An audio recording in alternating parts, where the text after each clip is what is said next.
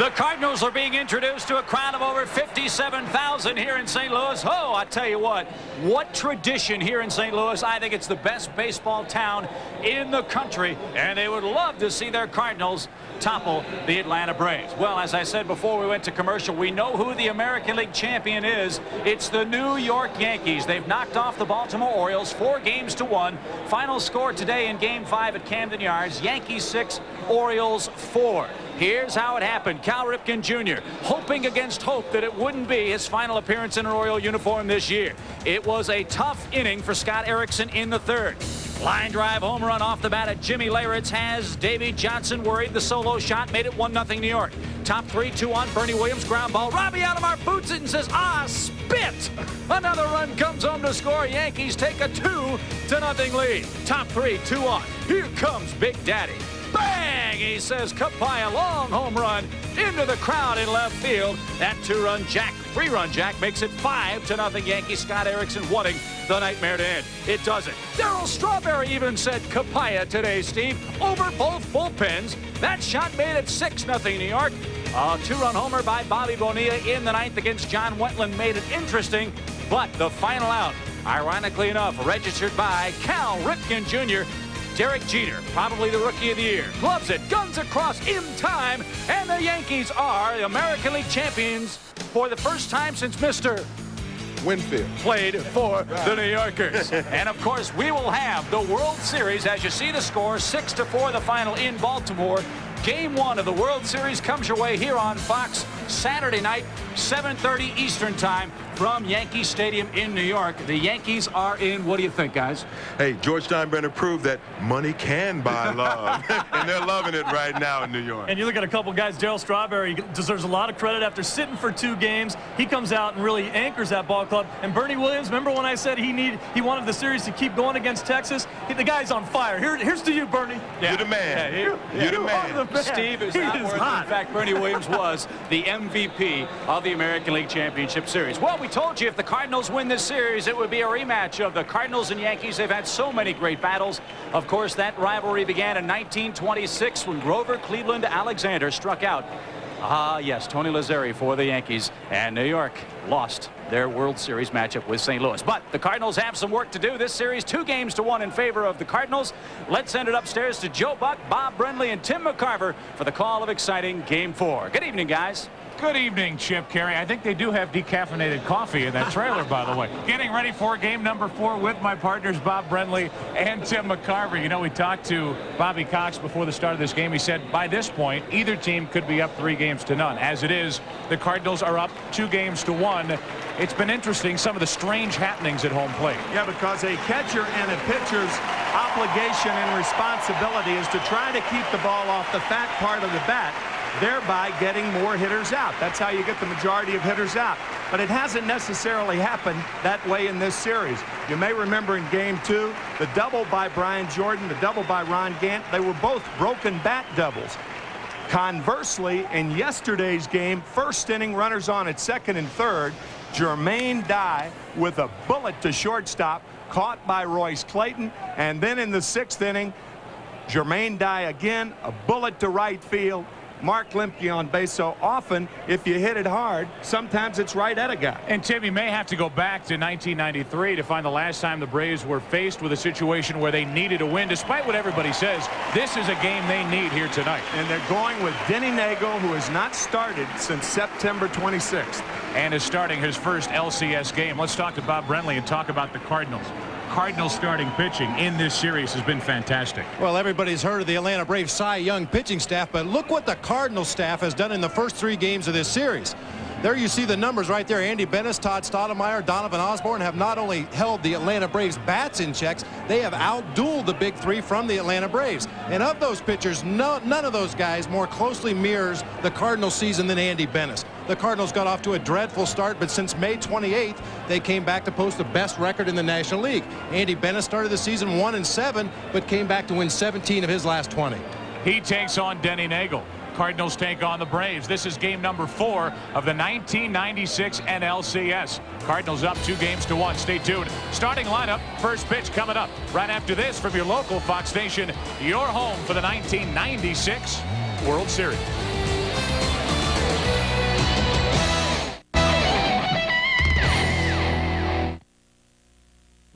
This is a Fox News update. Bob Dole talks about taxes and trust on the campaign trail in New Jersey. The second presidential debate is Wednesday.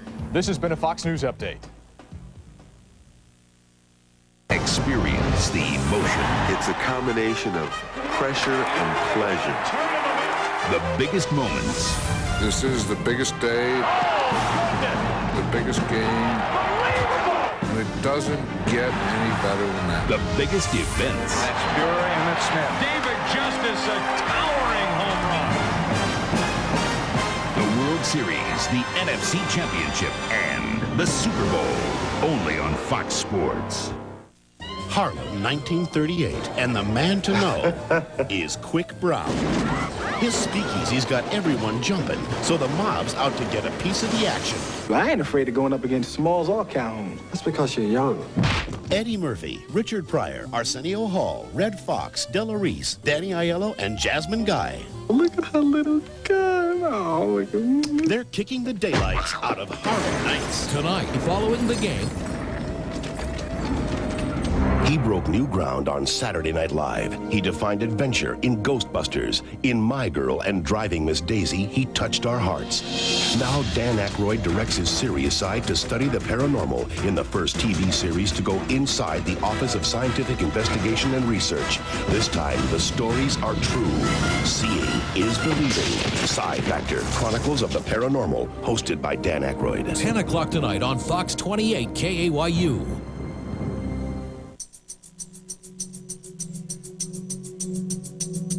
You're watching Fox 28, KAYU, Spokane, Coeur d'Alene.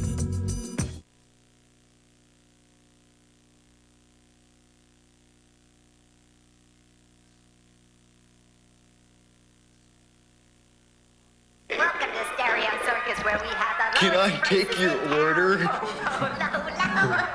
Hey, your prices aren't any lower. Yeah, but every Jumbo TV comes with a free toy. Wonder about the bargains at some electronics stores? Come to Magnolia Hi-Fi.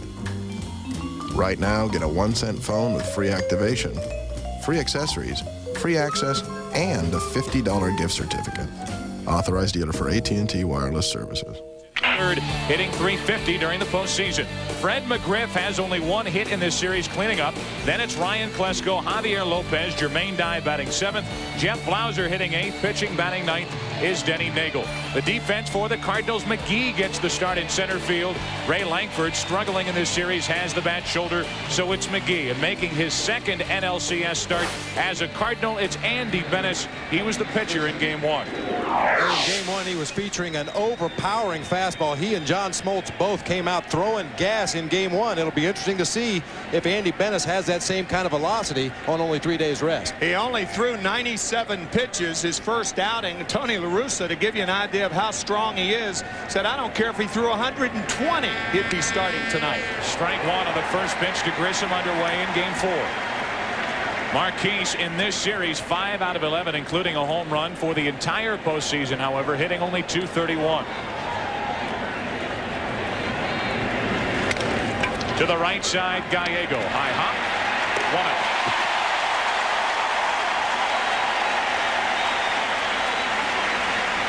How about the men in blue on a Sunday night in St. Louis? Behind home plate, it's Joe West. At first base, it's Jerry Crawford. Eddie Montague at second. Paul Runge at third, with Hirschbeck down the left field foul line and Bob Davidson down the right field foul line. I bet he can still call a balk from the right field foul line. Balk and Bob. Mark Lemke digs in, hitting .227 in the postseason, 3 out of 10 in this series. He made the final out in yesterday's game against Eckersley, a fly ball that flew 400 feet into center field. There's a strike from Andy Bennis.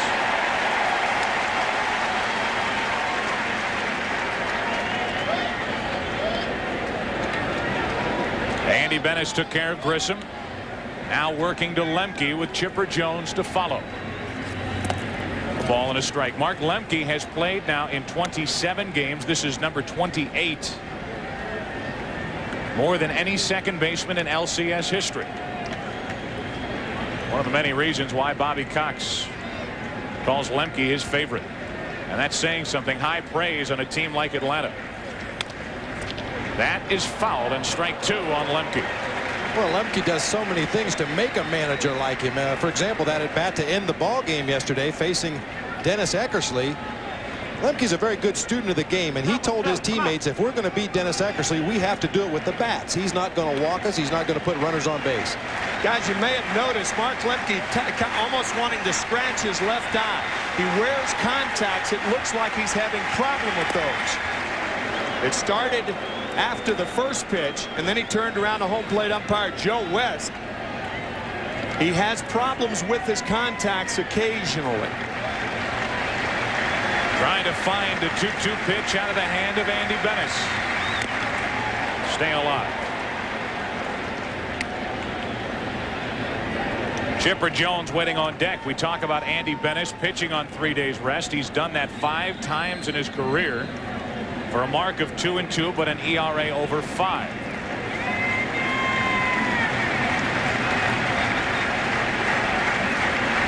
One out, nobody on. Lemke into left field. Sending Gant back. 2 out here in the first.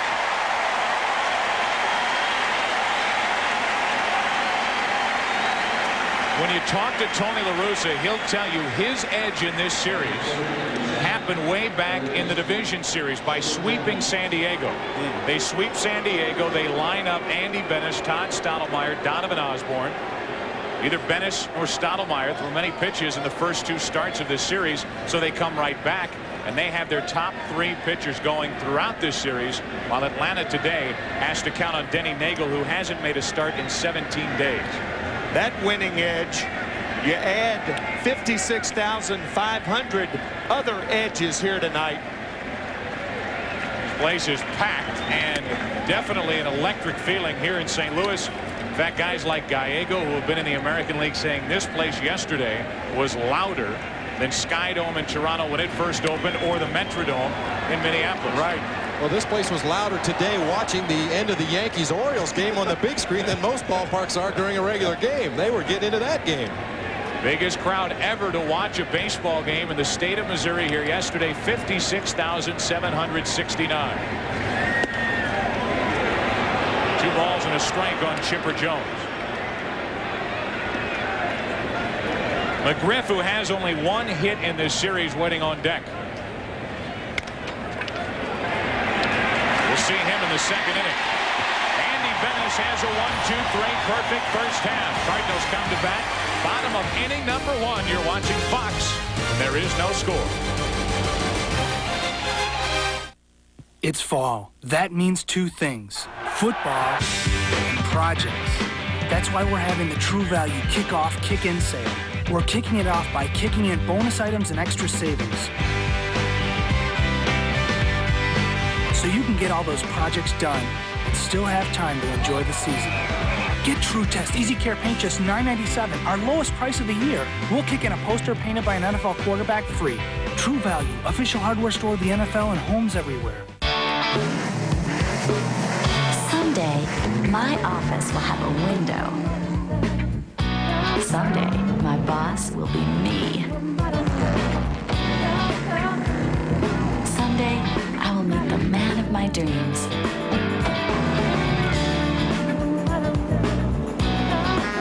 Guess not today.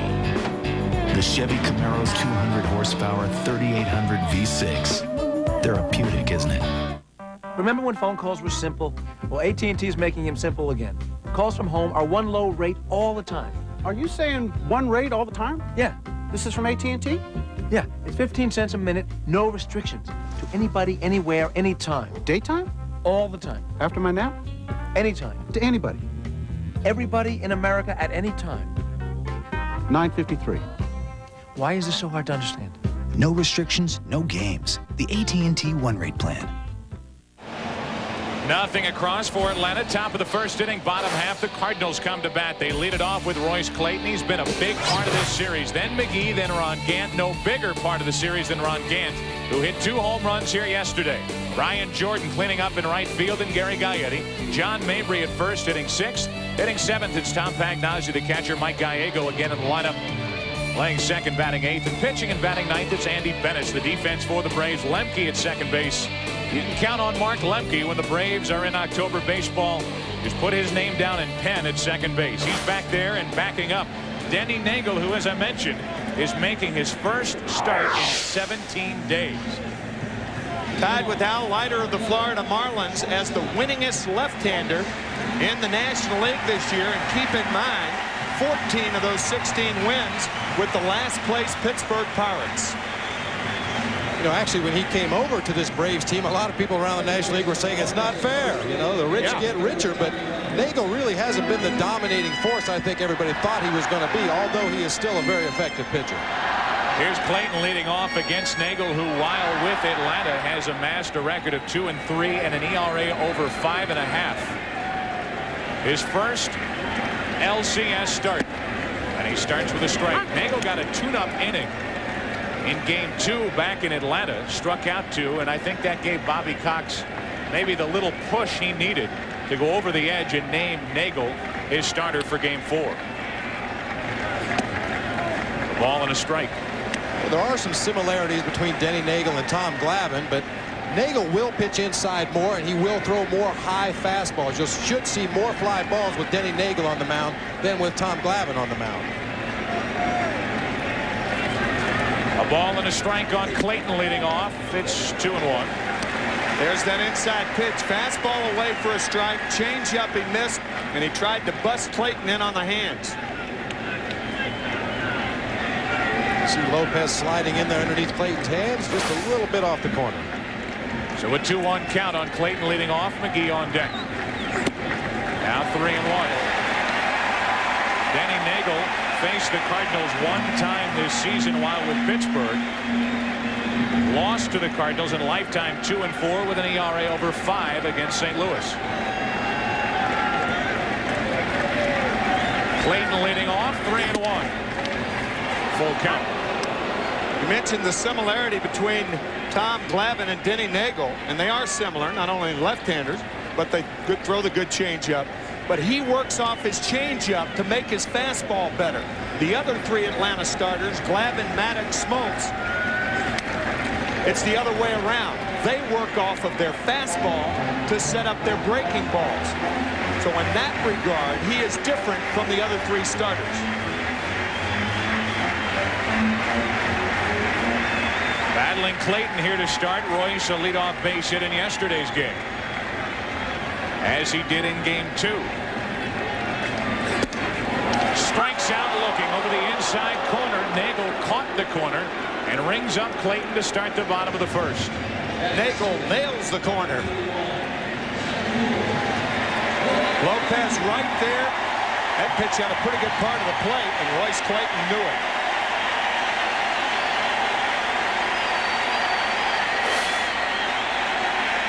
So Clayton gone to start, and the batter will be McGee. Willie McGee making his first LCS start this year, competing in his 5th. And I think Tony La Russa finally, after yesterday's game, thought twice about putting Langford out there, who is a combined 0 for 11 and has only 1 hit in the postseason with a bad shoulder. Strike 2, a good fastball from Nagel. And that shallow fly ball where Chipper Jones scored, he had a chance to show off that bad shoulder. And now the Atlanta Braves have seen it. That's another reason to go to McGee tonight. Clayton struck out. Now McGee looks at the ball. I think the situation with Langford was an either-or. If he could throw like he normally could, you could carry the 0 for 11 because the defense he gives you in center field. But because he cannot throw and he is not hitting, it was a good time to get Willie McGee in there and give him a start. McGee checks on McGriff, a foul ball. The count stays 1-2. On top of that, Tony La Russa told us, depending on how McGee plays tonight, he will either be in or out of the lineup tomorrow, because McGee puts a ton of pressure on himself, and if he doesn't do well, it takes him a little while longer to regroup. Playing in his late 30s, back in St. Louis, and the sweetheart of so many fans here at Busch Stadium.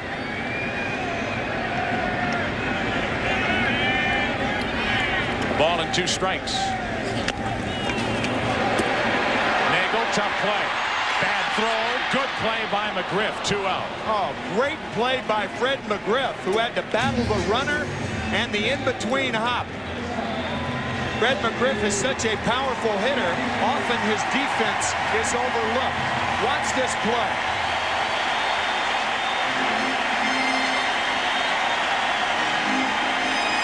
Actually used his hand and his glove almost as a basket to kind of trap that ball. Nagel really spikes this ball into the ground. You see Freddie staying right in front of it, in good position there, and finds a handle. So the first 2 Cardinals are gone, and here is Ron Gant. Ron Gant, the first player ever in LCS history to hit 2 home runs in 1 game against his former team. He has hit 3 postseason home runs, hitting 3rd in front of Brian Jordan. Ball and a strike. And Nagel started Ron Gant tonight with a big, slow breaking curveball. It's a pitch he likes to use on right-handed hitters who are aggressive. Guys like Ronnie Gant, first ball, fastball hitters. Just float that curveball up there for a get-ahead strike.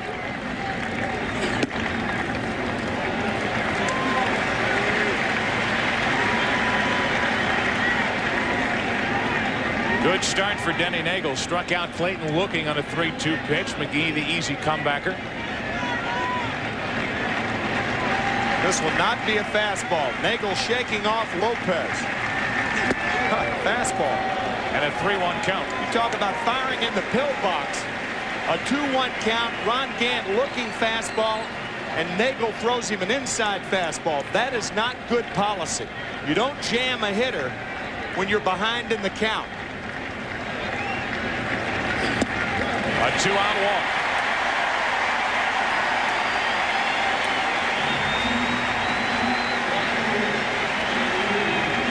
So while Nagel was cruising through the first 2, he hits a bump in the road named Gant. A walk, and now Jordan. And what Brian Jordan likes at the plate. Ron Gant liking the ball inside, but Brian Jordan, with the exception of the ball down and in, likes the ball away, and he likes to extend his arms. Jordan getting the reputation, Bob, of being a very good breaking ball hitter. I was just thinking the same thing. That get-ahead curveball that he threw to Ron Gant would be a dangerous pitch to Brian Jordan. Right there it is. Got it up just a little bit for a called strike. But that's a pitch that's going to break down and into Jordan, and we saw in that hot zone he likes the ball down and in, and he is a good breaking ball hitter rather. Most good breaking ball hitters are low ball hitters. Guys who like high fastballs are not good breaking ball hitters.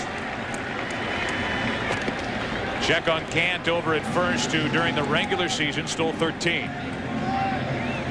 Former 30-30 guy with the Braves. He got 130. He hit 30 home runs during the regular season. He's on for Jordan.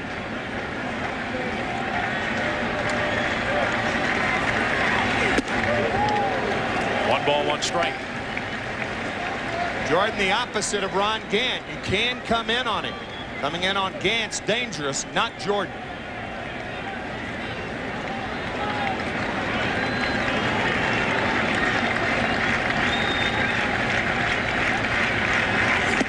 Right down the middle, strike 2. What set that pitch up was that inside fastball. And he's working both corners of the plate. We mentioned he will pitch inside more than we saw Tom Glavine do last night. This is a fastball on the outside corner, but it was set up by the previous pitch. Gant at first, 2 out. And a 2-2 count on Jordan. You know, one thing the Cardinal hitters did last night, and that seemed to be doing again tonight, they're being patient. They're working the count, forcing the Brave starters to throw a lot of pitches.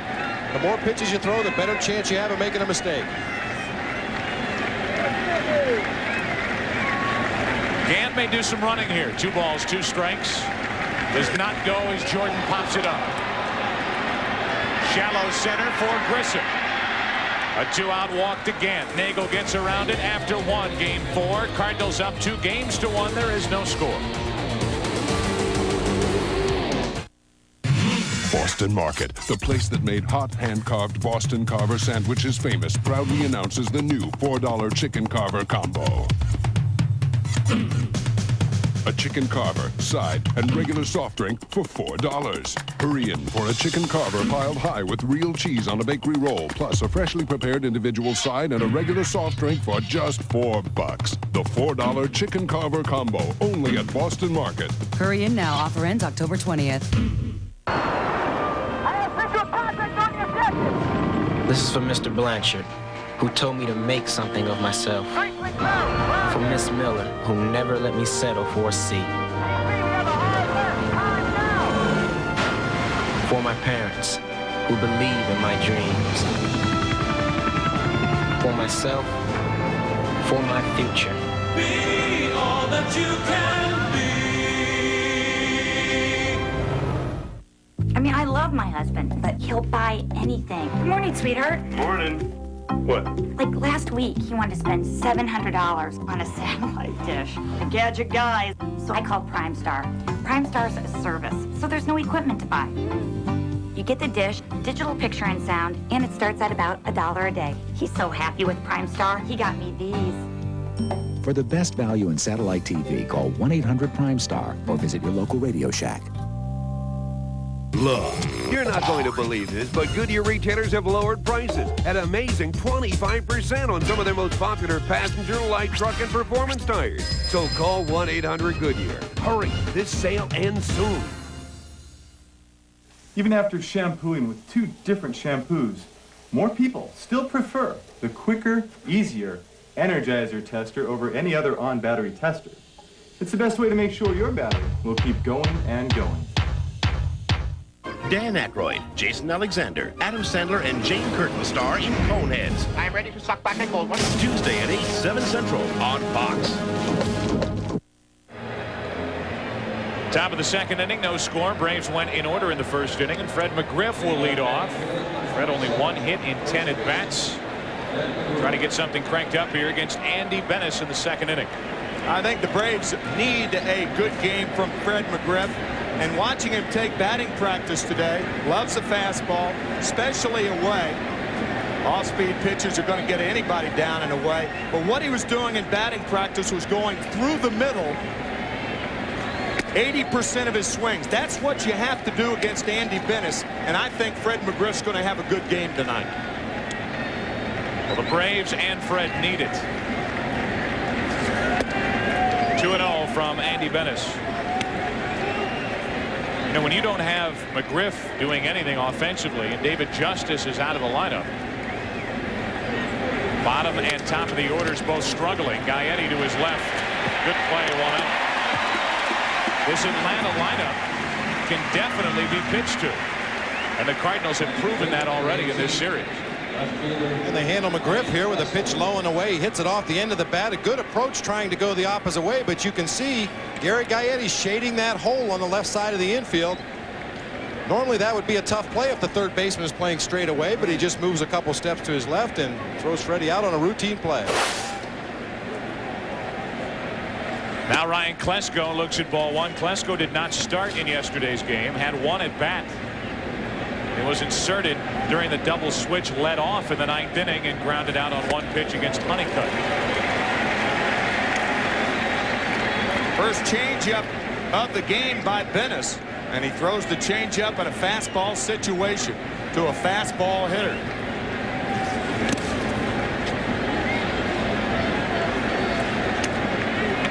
Tom Pagnozzi, Dave Duncan will tell you that's the difference in Andy Bennis between even now and the beginning of this season, but especially in years past when he's been with San Diego. Adding a change of pace, adding a breaking ball, a curveball. Barely missed the outside corner, and the count 3-1 now on Klesko.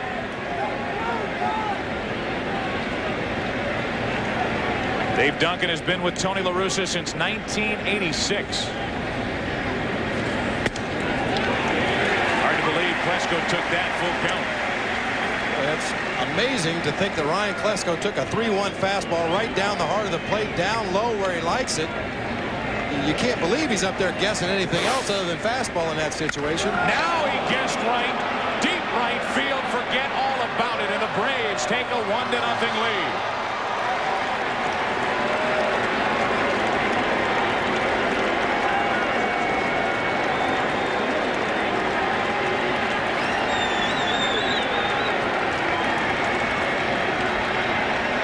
Klesko's second of this postseason, 5th in his career. I'll tell you why he took the 3-1 fastball. He was looking changeup. He gets it 3-2. Boy, this was a violent collision of bat and ball here. High changeup, by changeup. And a 1-0 Atlanta lead in a game that they need to have. Braves scored first here yesterday with a first inning run driven in by Chipper Jones.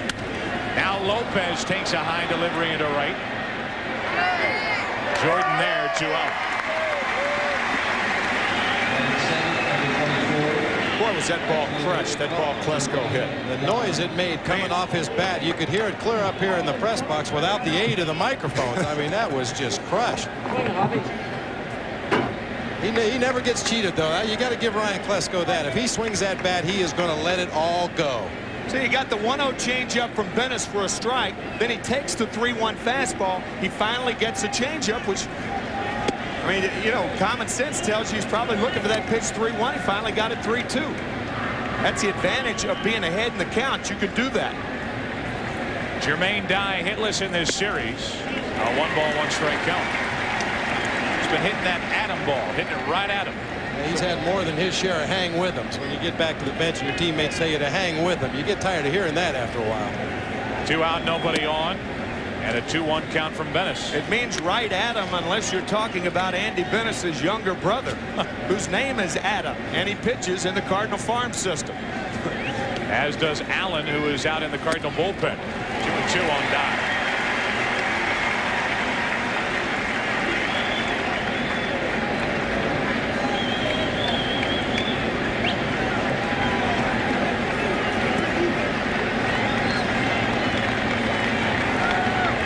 Bases empty. Dye stays alive. 2-2.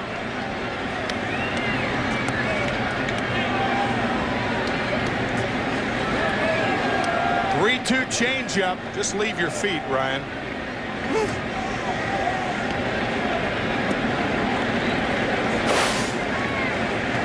Two balls, 2 strikes on Dye. Now a full count. Trying to reach to extend the inning for Blauser, who waits on deck.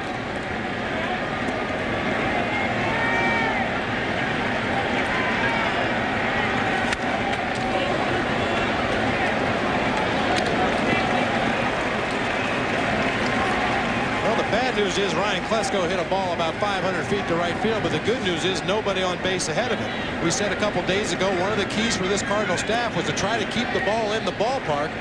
If you're going to give up a home run, at least it's a solo shot.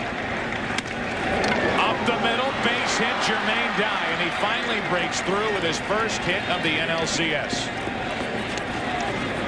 It's a weird game to figure out sometime, guys. Yesterday, Jermaine Dye took an offer and hit 2 balls right on the button. He gets jammed with this slider. It looked like it backed up a little bit, and he fisted through the middle. He hit it pretty well, but not as well as he did those 2 balls for outs yesterday. So Dye is on, 2 out. The batter will be Blauser, the number 8 hitter who has only 1 hit in this series. So you can talk all you want about McGriff and others, but if you get nothing out of the bottom of your lineup, coming in, Dye 0 for 11, Blauser 1 out of 12, and then the pitcher spot. It's tough to put anything together. This Atlanta team in this series hitting .220, and in the postseason only .201. Dye is running. Pagnazzi's throw is perfect, and the inning is over. Dye caught stealing. A run is on the board. It belongs to Atlanta. It belongs to Ryan Klesko. His second of the postseason, 1-0 Atlanta. You, and you have the right to play sports until the cows come home. You have the right to assemble. You have the right to be equipped. You have the right to free speech. But anything you say can be held against you. That's life. Liberty. And the pursuit of the goal. But you don't have the right to remain thirsty. Not when there's Gatorade. Because every athlete has the right to be quenched. These are your rights. Now get out there and exercise them. Life is a sport. Drink it up. Subway bakes my bread up fresh, and that's my way. My way. It's back. The A1 A1 steak and cheese from Subway, smothered with original A1 steak sauce. Plus, your choice of garden fresh veggies. And for a limited time, you can get the A1 steak and cheese meal deal. That means you get a 6-inch sub, a bag of chips, and a 21-ounce drink for just $3.99. Subway, my way, Subway. Hurry in for Subway's A1 steak and cheese meal deal, only $3.99. It takes 43 face muscles to make a frown. But if you drive a Lumina LS, you won't have to worry about using any of them. Because Lumina LS can go 100,000 miles before its first scheduled tune-up. No 6-passenger car in its class can offer you as many standard safety features for the price. And best of all, you can afford it. The cars more Americans trust.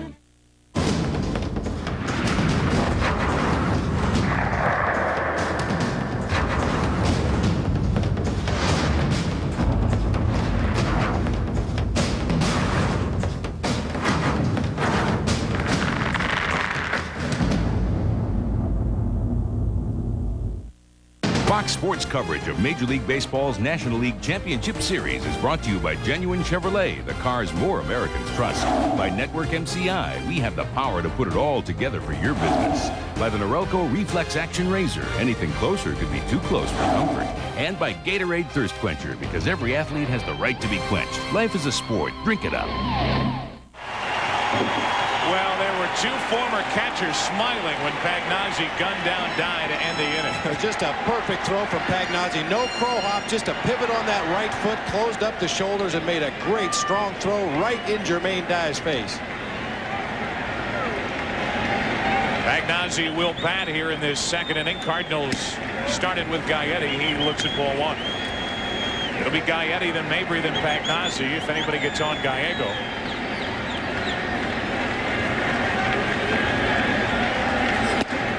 Gaetti in this postseason has only 5 hits, but 2 monster home runs. A 3-run shot and a grand slam in Game 2 in Atlanta. Gaetti on 2-0. Hard hit to Chipper Jones. Plenty of time. 1 out.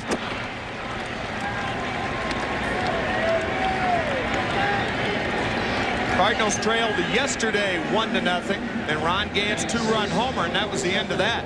But St. Louis has not been a good come-from-behind team at home. They have only come from behind 17 times this year at Busch Stadium, and that's the lowest total in the National League. Bottom of the second inning, 1-0 Atlanta on the home run by Klesko. Strike one on Mabry.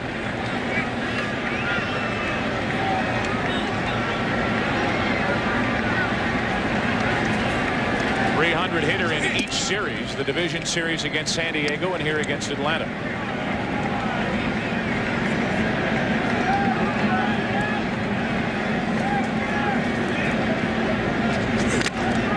Strike two. Well, congratulations to the New York Yankees. Thinking the same thing. Back into the World Series for the first time since 1981 by defeating the Orioles 4-1 and today 6-4. How about that Bernie Williams? Oh, my man. Goodness. What a showcase series he has had. Mabry stays alive. We're thrilled to be bringing you the World Series on Fox this year. Every pitch of the 1996 World Series right here on Fox. We know the Yankees will be in. Will it be Atlanta or St. Louis? 1 out, nobody on. Mabry to the right side, off McGriff and into right. So whereas McGriff has made a couple of good plays early, that is one he'll tell you he should have had. Mabry fights off a high fastball on the inside part of the plate, and McGriff just seemed to misjudge the speed of that ball. He didn't really get over in front of it. He took a couple of shuffle steps and reached for it with that glove hand, but not able to come up with it. You're right. You know, on the right side of the infield, one of the luxuries the second baseman and first baseman have, they can get in front of the ball, knock it down, and still have a play. Fred McGriff didn't get in front of the ball, kind of waved at it, and once it hit his glove, went into short right field for a hit. They originally ruled it a hit. Now they're going to change it. Doesn't matter. 5-4-3. See you in the third. A ground out, then an error, then the double play. And after 2 here in St. Louis, 1-0 Atlanta.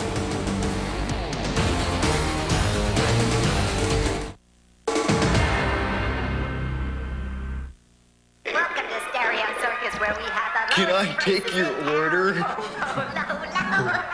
Hey, your prices aren't any lower. Yeah, but every Jumbo TV comes with a free toy.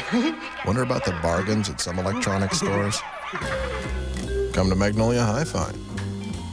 Right now, get a 1-cent phone with free activation, free accessories, free access, and a $50 gift certificate. Authorized dealer for AT&T Wireless Services. Of all the business that takes place in our nation's capital, one organization has been operating behind a veil of secrecy. Their files, gathered from offices worldwide, locked for years within an institution of which few have seen or heard. Identification confirmed. The information too explosive, too unbelievable. Office of Scientific Investigation and Research. Now, for the first time, the actual files of the Office of Scientific Investigation and Research are to be shared with the public in a startling new television series. Join host Dan Aykroyd as we venture into the unknown, where truth is stranger than fiction and seeing is believing. Psi Factor, Chronicles of the Paranormal, hosted by Dan Aykroyd. 10 o'clock tonight on Fox 28 KAYU.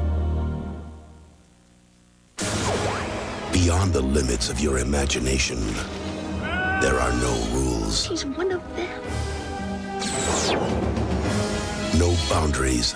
My God. There's no turning back. The Outer Limits is controlling all that you see and hear. For another fascinating season, there's nowhere to hide in the Outer Limits. 10 o'clock Friday on Fox 28 KAYU.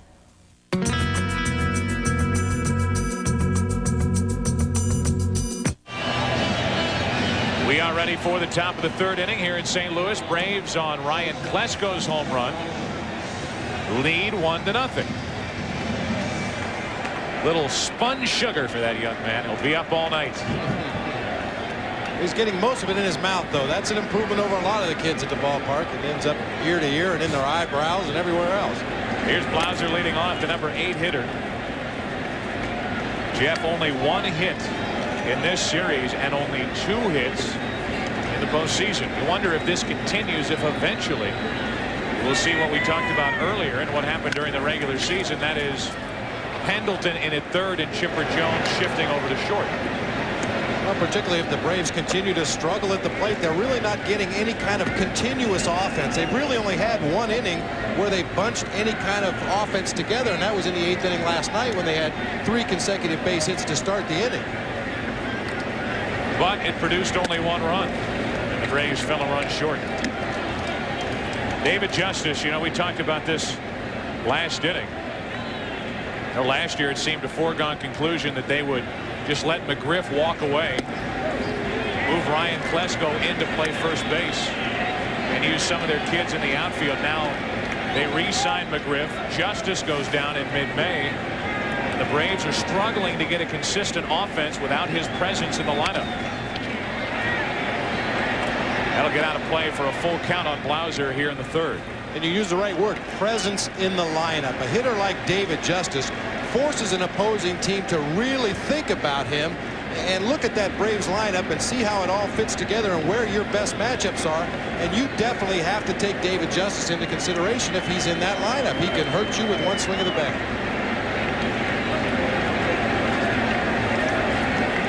3 balls, 2 strikes. Blauser shoots 1 to right. Jordan there, 1 away. Well, John Smoltz is 7-1 in 15 postseason starts. Who better for Denny Nagel to go to for advice than John Smoltz? Here's what he told him. Just to enjoy it. I know it's hard. It seems weird, but to go out there and enjoy it and have as much fun as you can, because this is where you want to be. I mean, he came from this organization, had a little bit of postseason experience. Now he's coming to a team that is going to count on him, and sometimes the pressure that people put on other people or you feel yourself is greater than what's out there. Nagel, 2 previous NLCS appearances in relief for Pittsburgh against Atlanta. That was back in 1992. He gave up 4 earned runs to Atlanta in an inning and 2/3. That was the most famous, at the time, the most famous hit in Atlanta history. The Francisco Cabrera 2-run single to put the Braves in their 2nd consecutive World Series. They lost that one, but then they won it last year against Cleveland. A ball and 2 strikes on Nagel, 1 out, nobody on. Now 2-2. In case you're wondering, for Andy Bennis, who is coming back on 3 days rest, Bennis right now is over the 40 pitch total. He's up to 42. We'll keep an eye on that as this evening unfolds. 2-2 to Nagel. Just missed. A full count.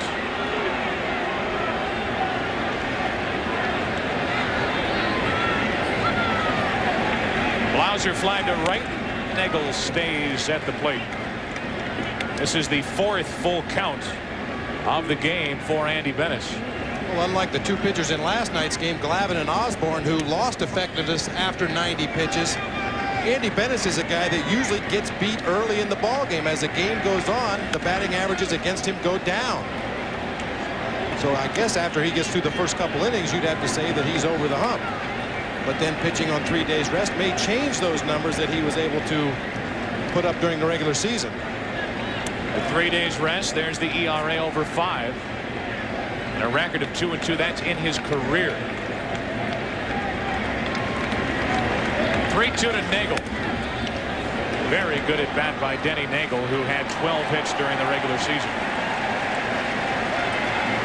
Well, anytime as a pitcher you can force your opposing number to throw this many pitches to get you out, you have had a good at bat. Sure. 1 double during the regular season for Nagel. 4 driven in. And he shoots 1 into right center field. McGee won't get to it. It's a 1-out hit for Nagel. Makes it a better at bat when you can finish it off with a base hit.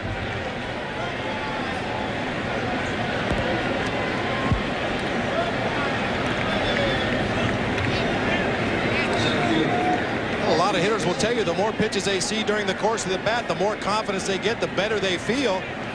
Nagel takes a high outside fastball and hooks it back into right center field. Bob, you brought up an interesting point that Bennis actually gets better as the game goes on.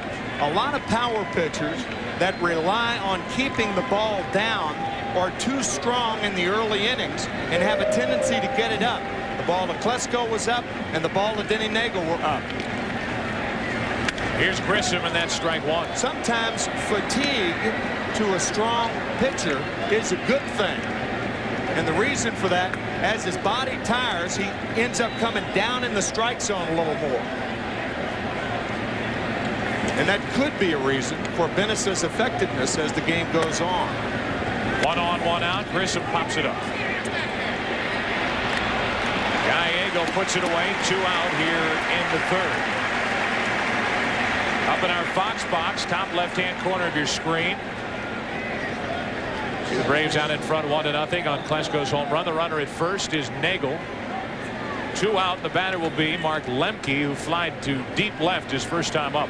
Joe, I wanted to put a lid on our congratulations to the Yankees, beating the Orioles 4 out of 5, going to their first World Series since 1981. And Joe Torre, who managed the Cardinals last year, 4,284 games as a player and a manager, and finally in the World Series. Couldn't happen to a better person. Got that right. He's done a great job with that Yankees team this year. There's so much that's involved with that Yankee job, especially as manager, happens away from the dugout. And Joe Torre is the perfect guy to handle all the distractions that come with being the manager in New York. Tony La Russa, in his first year in the National League, guided his Cardinal team to an 88-74 record. They won the division by 6 games over the Astros. And he's trying to get back to the World Series. It's his 6th divisional title as a manager. 2-1 on Lemke.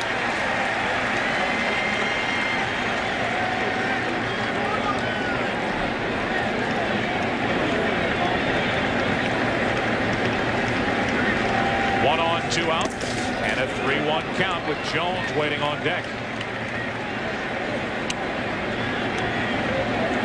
Good hitting count for Mark Lemke. Normally you think of a 3-1 count, a guy really looks for a pitch to hit out of the ballpark, but Lemke's not the kind of guy that's going to hit a lot of home runs, but he's still a very good fastball hitter, and like anybody else, he wants to work that count into his favor. 193 postseason appearances, no home runs.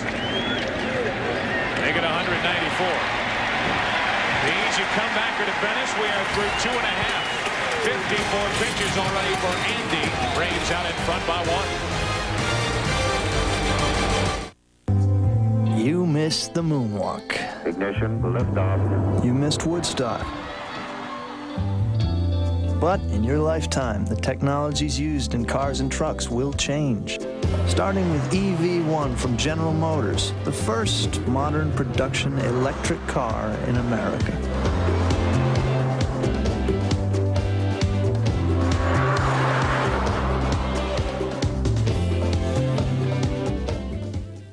Hey, Max, glad I caught you. You know what I just discovered at Pizza Hut? The perfect pizza. Not too thick, not too thin. Just like, pizzeria pizza. Freshly baked every day.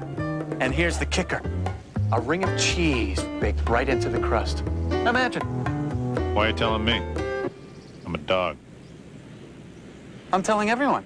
Discover Pizzeria Stuffed Crust Pizza. Now we've got your pizza. And the best part is, it's only $8.99 for a large with one topping. This is about the biggest idea in business communication today. About simple being smart, less being more.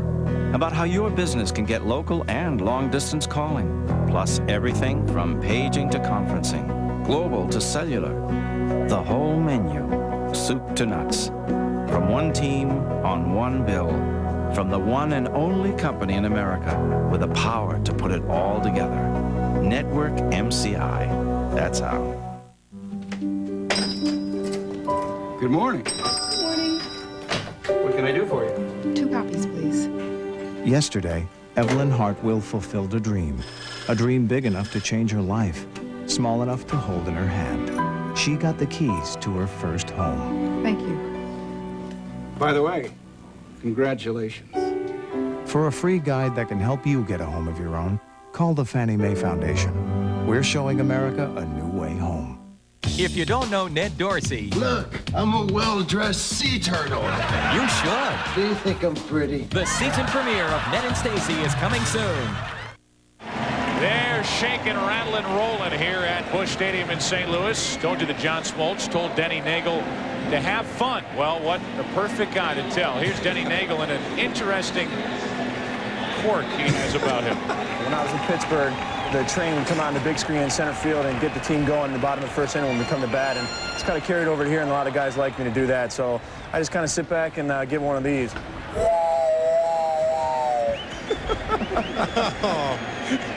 That's unbelievable. Hear that train a-coming. Mike Gallego leads it off. Look for Denny Nagel in Police Academy 8. Replacing the guy who makes all those sounds. How in the world can you make your voice do that? He makes myriad sounds. But that voice is, I guess the best sound he likes to hear is the pop of a catcher's mitt. Or a whiff. Yeah. 0-1 to Gallego. Just a little high, a ball and a strike. And that is eerie how much that sounds like exactly what he was talking about. The big screen at Three River Stadium in Pittsburgh. I'm sure the Pirates fans can recognize that sound. Guy sticks his head out of the train. That sound comes. A little steam comes out. Denny Nagel was a big part of that Pittsburgh Pirate team, and I guess a big part of what happened to Jim Leyland. Talked about it the other night, that when it came down, the day Denny Nagel was going to be traded. Then when he was eventually traded, that was it. Jim Leyland had had enough in Pittsburgh. A high strike, and it's 2-2. Gallego trying to get on base ahead of Andy Bennis, who is on deck.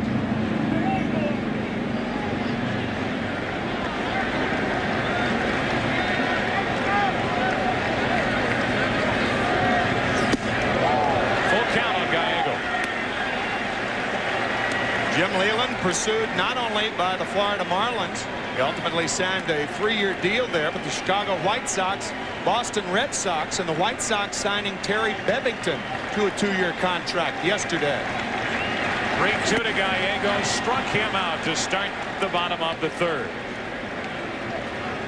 Folks, remember, tomorrow it's Game 5 of the National League Championship Series when Marquise Grissom leads the Atlanta Braves against Ron Gant and the St. Louis Cardinals. The road to the World Series on Fox continues tomorrow, beginning at 7 Eastern, 4 p.m. Pacific. And the winner of this series will move on to the 1996 World Series and take on the Yankees.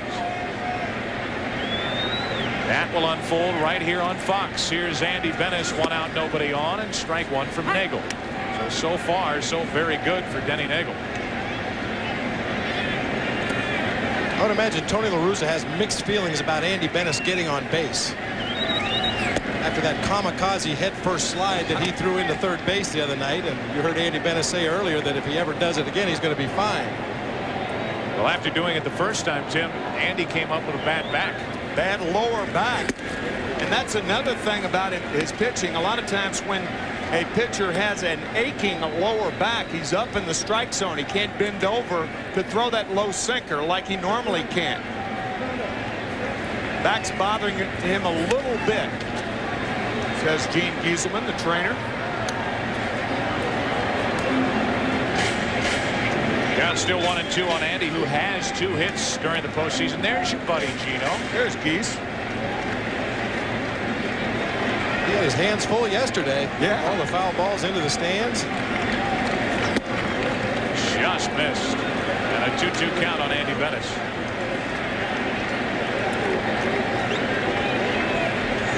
Very close pitch here. Just a tad off of that outside corner. Doesn't get the call. 2-2. Blew it right by him, and that's the 2nd strikeout for Nagel.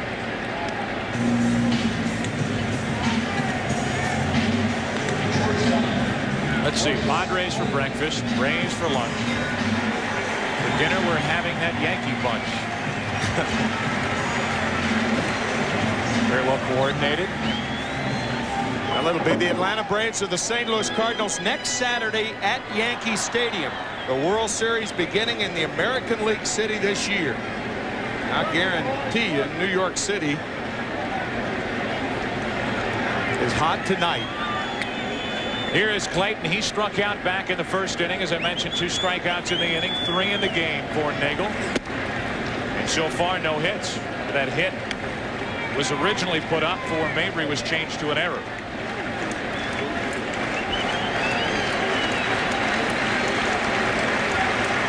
Nagel with 2 out, nobody on. 3rd inning, and a 1-1 count on Clayton. Chipper Jones is in at 3rd base. I think with 2 out and nobody on, it's a remote possibility that Clayton will bunt, but he's more likely to swing away. 2 out, nobody on. You don't want to bunt. You try more often than not for the extra base hit.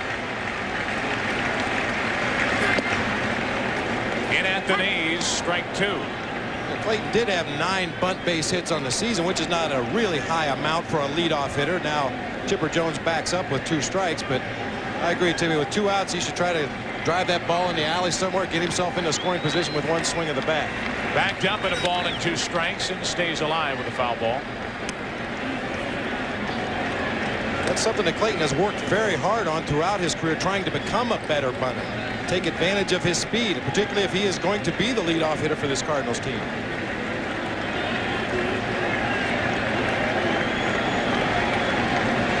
Base is empty with 2 out behind Nagel. And a 2-2 count. I don't think Royce Clayton will be the leadoff hitter here for St. Louis in 1997 if the Cardinals have one objective. It is to get a second baseman type who can lead off and steal bases. Definitely a goal for Walt Jocketty during the offseason. Clayton strikes out and Nagel strikes out the side in the 3rd. He gets the start. He is rolling after 3, 1-0 Atlanta. Recently, an independent group of brewmasters and beer experts conducted a tasting of just about every major beer in the country. For 4 months, they sampled regular and ice beers for character, flavor, and overall quality. And in the end, the judges named one beer the best tasting beer in America, Old Milwaukee. So when you want the best tasting beer, now you know where to turn. Old Milwaukee. Only by going alone in silence can one get into the heart of the wilderness. All other travel is mere dust and hotels and baggage and chatter.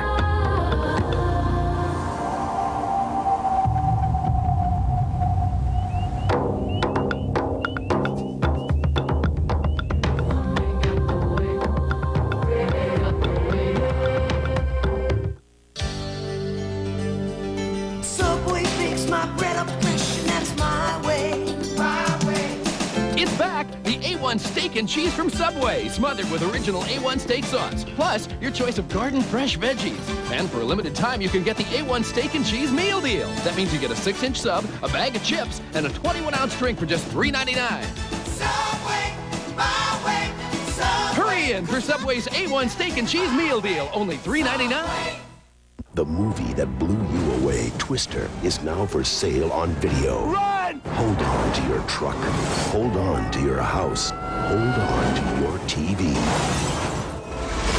Twister, now for sale on video. Here they come again with more offers of big international savings over AT&T. But when you look at the numbers, the big savings aren't there. Has a discount long-distance rep offered you big international savings? Give us a call. We'll give you the facts. Witness the most incredible disasters caught on tape in the special everyone will be talking about. When disasters strike, Monday, October 21st. 1-0 Braves, top of the 4th inning. The one thing about Denny Nagel that is impressive tonight, he is throwing hard, striking out both Gallego and Bennis on fastballs and polishing off Royce Clayton on the straight change, which was set up by a high fastball earlier in the count. That was an impressive inning for Nagel, even though it was the bottom of the order in the leadoff batter. You certainly can't quarrel with what John Smoltz did in Game 1. Maddox was very un-Cy Young-like in Game 2. Glavine struggled, had a long day, as Chipper Jones leads off with a base hit here in the 4th inning.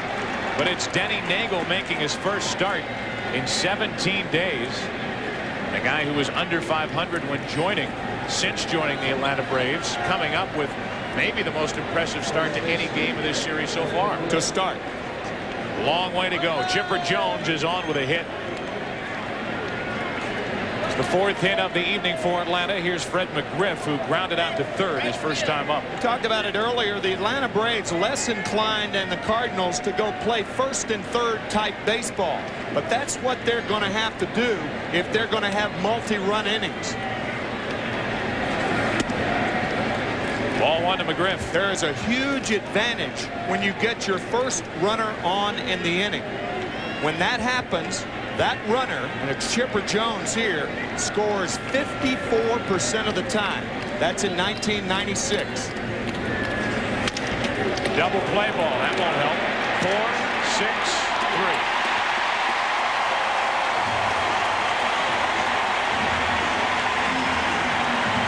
McGriff is really struggling. Freddie's not even getting good swings. He had a couple of good hacks last night, as you see this double play from Gallego to Clayton, back to Mabry. You can tell when Freddie's swinging good when you see that high finish with the flourish, and he's just not getting the bat to the strike zone the way he did during the regular season. So McGriff 1 out of 12 in this NLCS is Klesko, who has accounted for the only run so far. The 2nd inning 1-out home run digs in.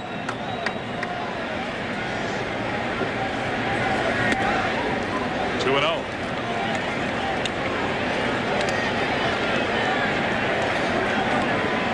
You got a 3-2 changeup from Bennis for the home run. It's now 3-0 with Javi Lopez on deck. Got to be swinging here, Denny. I wouldn't want to be the manager that gives Ryan Klesko the red light on 3-0. I know that. He wants to let it fly. Dennis on 3-0. Walked him. And the first walk issued by Dennis tonight.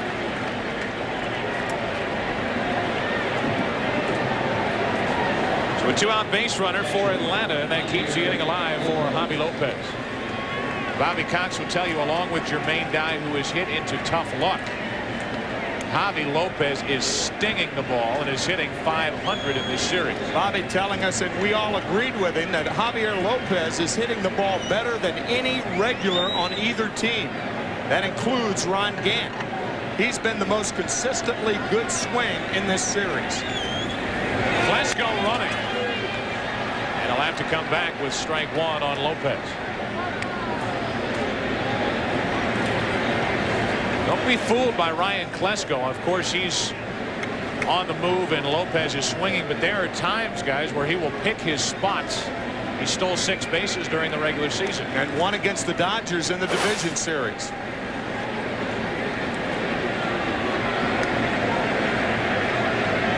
Strike one on Lopez, who fouled the first pitch away.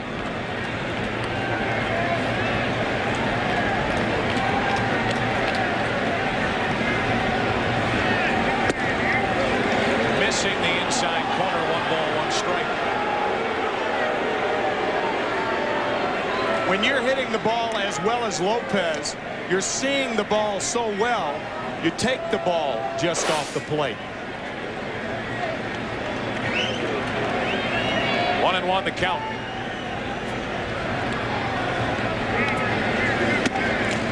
Now 2 balls and a strike. When the hitter is really seeing the ball well, they will even take strikes that are not the pitch that they want to hit. They may take a strike on the outside corner because they know if they get a pitch around the middle of the plate or in, they're going to drive it hard.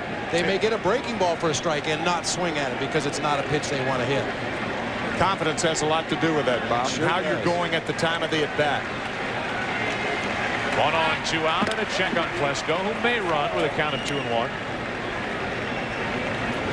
Cardinals at least give Klesko a look. But it's a battle between Bennis and Lopez.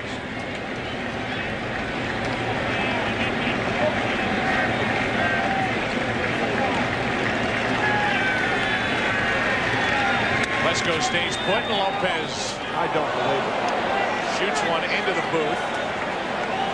That is 3 in this National League Championship. That's 3. Now I'm 0 for 2, and I didn't have my mitt on. I had the thing sitting right here, and that ball went right here. I mean right here. That means right there, folks. Now I'm 0 for 2. Hang with them. I might be carrying this baby around for the rest of the series. Wow. 2 balls, 2 strikes. And a couple of heartbeats racing out of control up here in the booth. Well, that one came to eat, too. That ball got up here in a hurry. It came to eat. That's right. I was going to take a bite out of somebody. Yeah, it was going to be me. We're going to have to change positions up here. 1 on, 2 out. Lopez jammed Gaetti. Lopez can run. Good play, Gaetti. Inning over. A hit, a double play, a walk, a ground out. 3.5 innings complete. 1-0 Atlanta.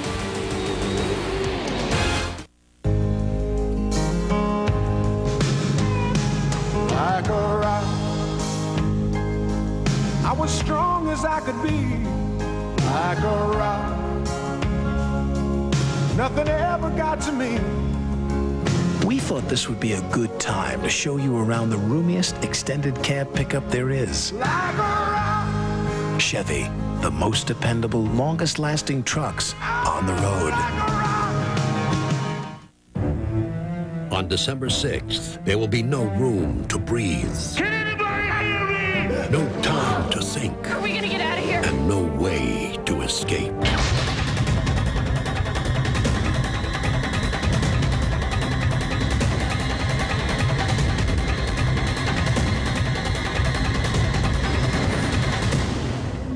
Daylight breaks December 6th.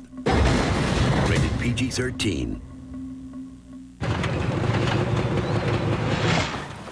Hey, plumber boy, mustache man, your worst nightmare has arrived. Pack up your stuff. I got a little surprise for you here. Check it out. What do you think about that? You got real time, 3D, lush organic environments. How's that make you feel, buddy? Feel a little like your days are numbered? I'm going to have to ask you to leave. You're hurting my elbow. Is that Italian? No, Bandicoot. It's an Australian name. By the way, Father, I had the most delightful meal yesterday. Really now. Freshly baked with a flaky crust, juicy chunks of chicken, lovely peas, lovely carrots. Glory be, what was it? Chicken pot pie. Pot pie? At KFC, our chunky chicken pot pie is so good, some people may never believe it. I'll be seeing you in confession, Michael. To make you a believer, for a limited time, our chunky chicken pot pie is just $2.99. A series of murders unsolved and a shocking ending that's unbelievable. A brand new X-Files, Friday. Bottom of the fourth inning. Well, Brentley, what do you think? I think that might be one of McCarver's passes there. Oh, they couldn't wait to get those hats out of the closet. Well, they support their Redbirds here in St. Louis, I'll tell you that. They all come dressed in red. They wear fright wigs. They put birds on their hats. They love their team. And they love Willie McGee, who leads it off. Fourth inning. Atlanta out in front, lead-off base hit, and the first Cardinal hit of the night.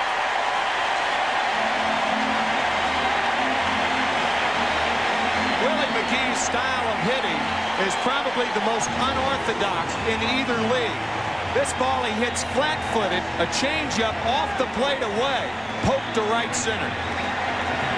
If you're raising a child, little league ball or anything, you do not go to Willie McGee and say, hit like this, because Willie's the only guy who can hit like that. That's right in McGee's wheelhouse. Yeah. Changeup up and away.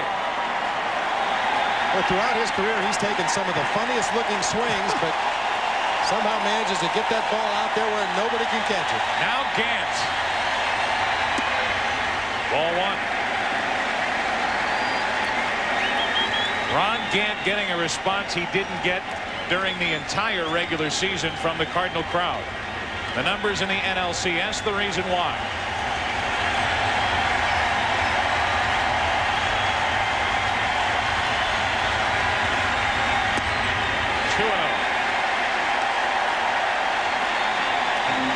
Inside hitter.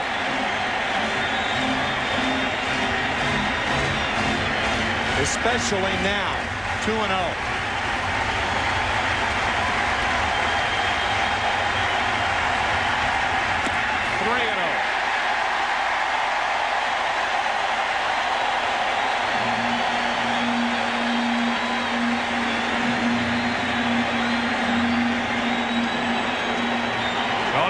His Cardinals get a leadoff hit from McGee. 3-0 on Gant with Jordan to follow.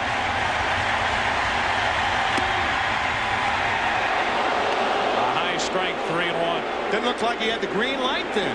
It looked like he was taken all the way right there, at least from his body language. That was a surprise to me.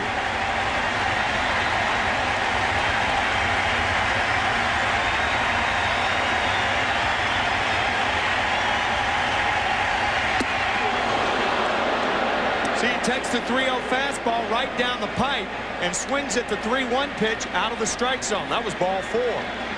This is the high fastball we talked about, Nagel, that differentiates him from Tom Glavine. He will go up the ladder and get those right-handed hitters to chase.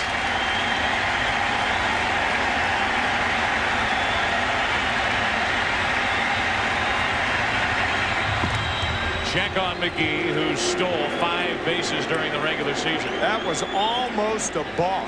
That looked like an American League left-handed pitcher's pickoff move.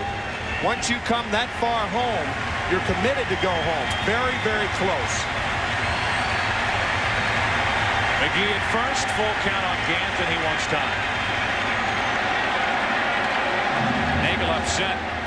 The time was granted, but it was granted well before Nagel looked back toward home.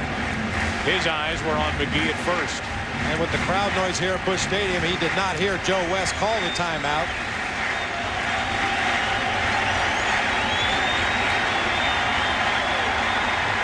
Runner going on ball 4.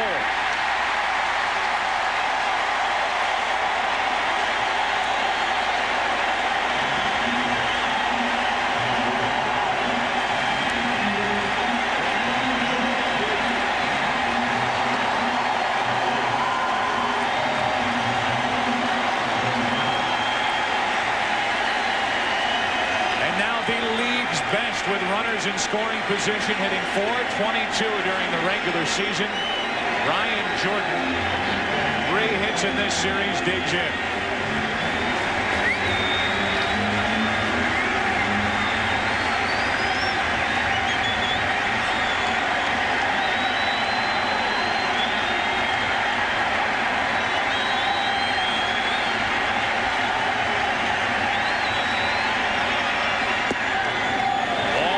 Jordan.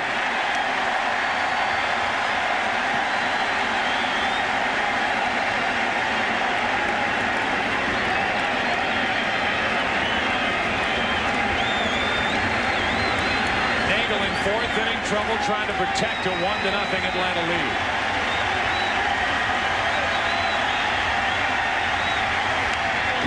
High pitch, and he got away with it. 1 ball, 1 strike. Just high enough out of the strike zone. We talk about going up the ladder. Get ahead of the batter. In this case, he's not ahead. But you throw that fastball just a little bit higher than the hitter can handle. You can see up around the letters there.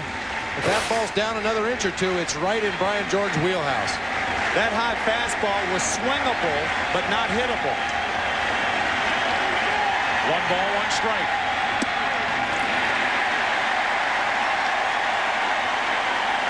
High fastballs to a hitter is from about mid-thigh to the belly button.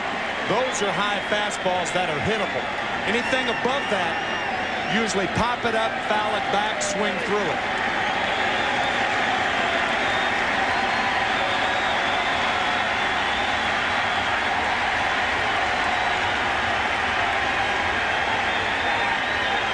Nagel not happy with the sign Javi Lopez called, and with the runner at second base, Lopez is forced to go through a series of signs. Now Nagel calls Lopez out to make sure they're on the same page as far as what signals we're going to use with that runner out there at second base. A lot of times if a pitcher shakes off a sign with the runner at second base, you immediately go to the first sign with the next set of signals, so you don't sit back there and confuse your own team.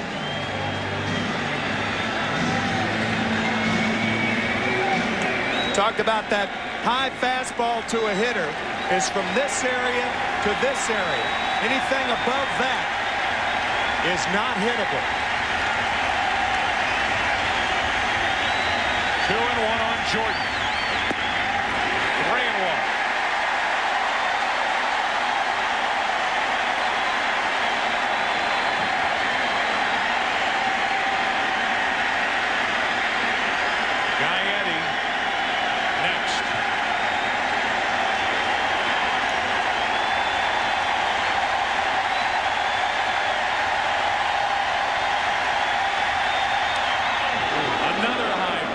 Full count on Jordan. Yeah, but see, that was in that hittable zone.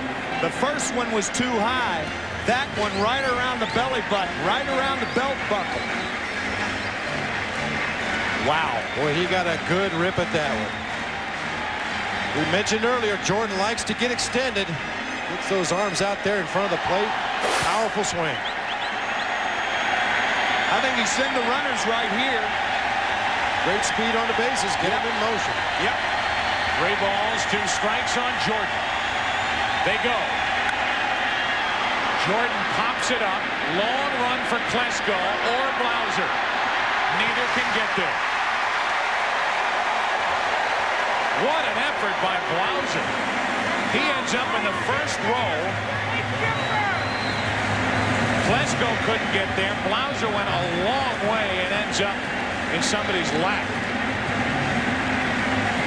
Jeff Porter, the assistant trainer, out to see if he's all right. Watch Blauser first and then Klesko. Klesko coming into your picture. Fortunately, Jeff had a chance to brace himself before he tumbles into the first row. Klesko able to slide to protect himself as he got closer to the wall, but Blauser, as you mentioned, just did brace himself enough to flip over the railing and avoid injury. Do it again. Runners were going on that last 3-2 pitch.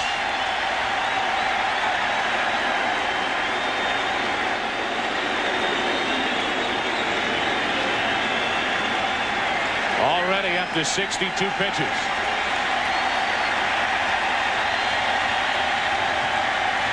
Runners go. Jordan pops it foul, and it'll get out of play again. You know, this would be a good time for the Atlanta Braves if they have a trick pickoff play at second base to attempt a pickoff of Willie McGee. Throughout his career, he has been known to make some base running blunders, and we've already seen him start the runners twice. Perhaps they could catch Willie being a little over-aggressive out there. Mark Lemke was close to second base before that last pitch.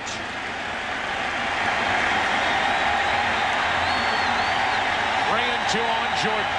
Now Nagel does spin, but no one was waiting at second base. Thinking right along with you, Bob. Willie was leaning a little bit, but Lemke had broken back to his position.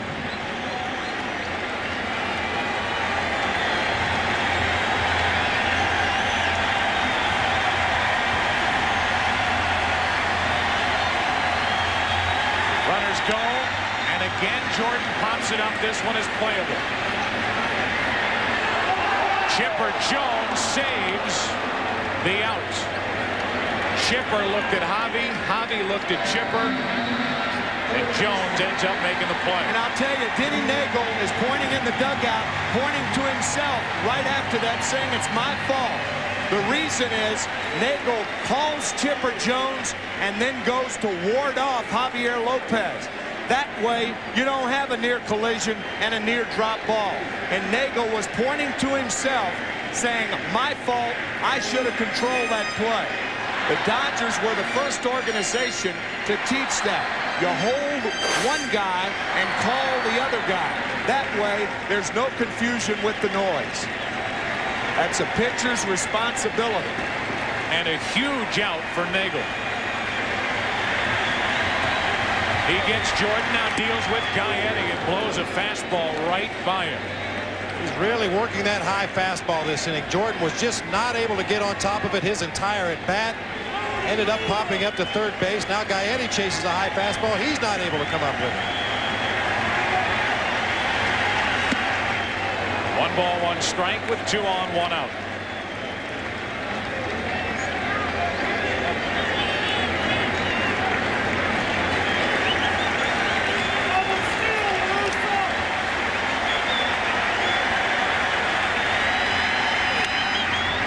Reaching for the pitch. Now Gaetti in the hole, 1 and 2.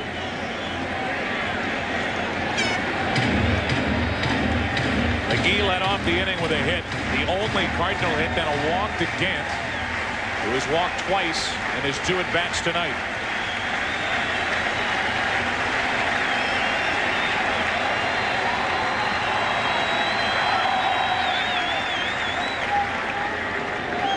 Saw Gary Gaetti yesterday against Tommy Glavine poke one to right field. Jermaine Dye, the right fielder, looking for an outside changeup or fastball. He's over toward the line, toward the right field line. 2 out. Gaetti comes up empty, and that is 5 strikeouts for Nagel.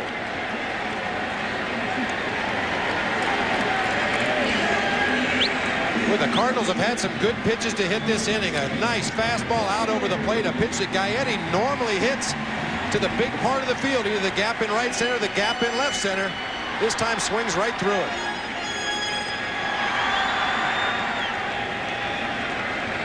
So Nagel takes care of Jordan on a 3-2 pitch with 2 on and nobody out. Takes care of Gaetti by striking him out, and now works to the left-hander Mabry, strike 1.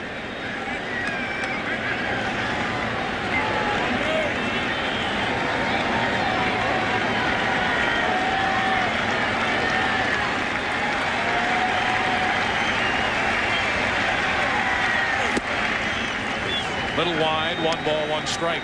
With 2 outs and a runner on at second base, the infield plays about a step or 2 deeper than they would normally play. And the reason for that, if they can't catch the ball, they try to knock it down. And Lemke watches the fly ball to left. Denny Nagel gets into and out of trouble in the 4th. A long 4th inning. Great pitching by Nagel. After 4 in St. Louis, Braves lead by 1. I really do have dandruff, so I did it. I took the Dinerex test. Dinerex tingled. Head and shoulders, nothing. All these have effective dandruff medicine, but Denorex has something extra that tingles, feels fresh. You won't see me scratching my head in Miami. Denorex, the serious dandruff shampoo. Even after shampooing with 2 different shampoos, more people still prefer the quicker, easier Energizer tester over any other on-battery tester. It's the best way to make sure your battery will keep going and going.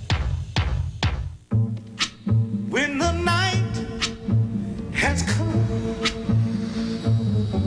and the land is dark and the moon is the only light we'll see. Feeling safe, being secure. It's why more families rely on Buick LeSabre than any other full-size sedan. Peace of mind from LeSabre.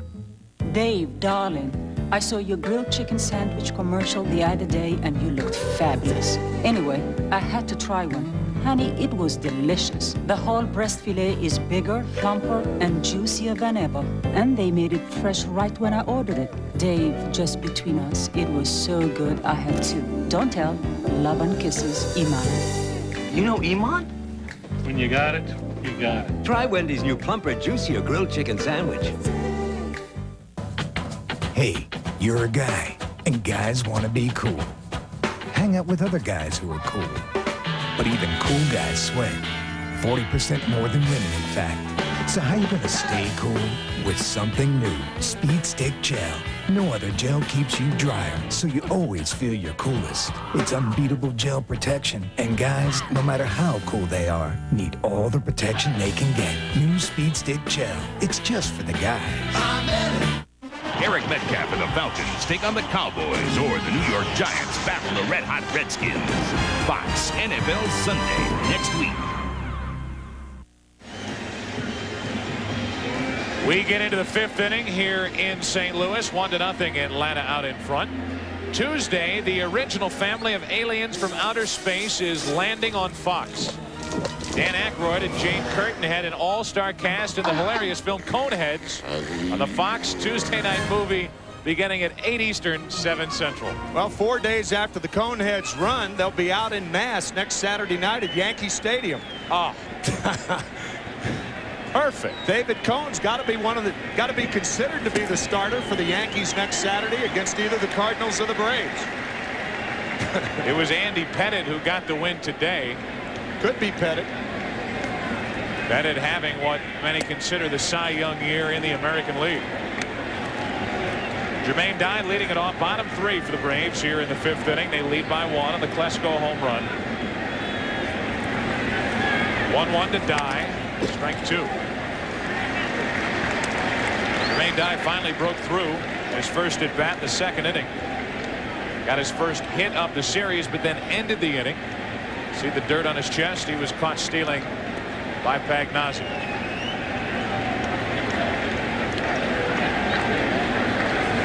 Dennis has not struck anyone out. 2 balls, 2 strikes. He's still keeping that ball down in the strike zone. We talked about the bad lower back. Something to keep an eye on. But at least to this point, he's still able to extend and keep that ball down in the zone. Like that, ground ball to short. Trying to pull that pitch low and away, and that usually happens. Die out, 6-3. Shortstop, Jeff Blauser.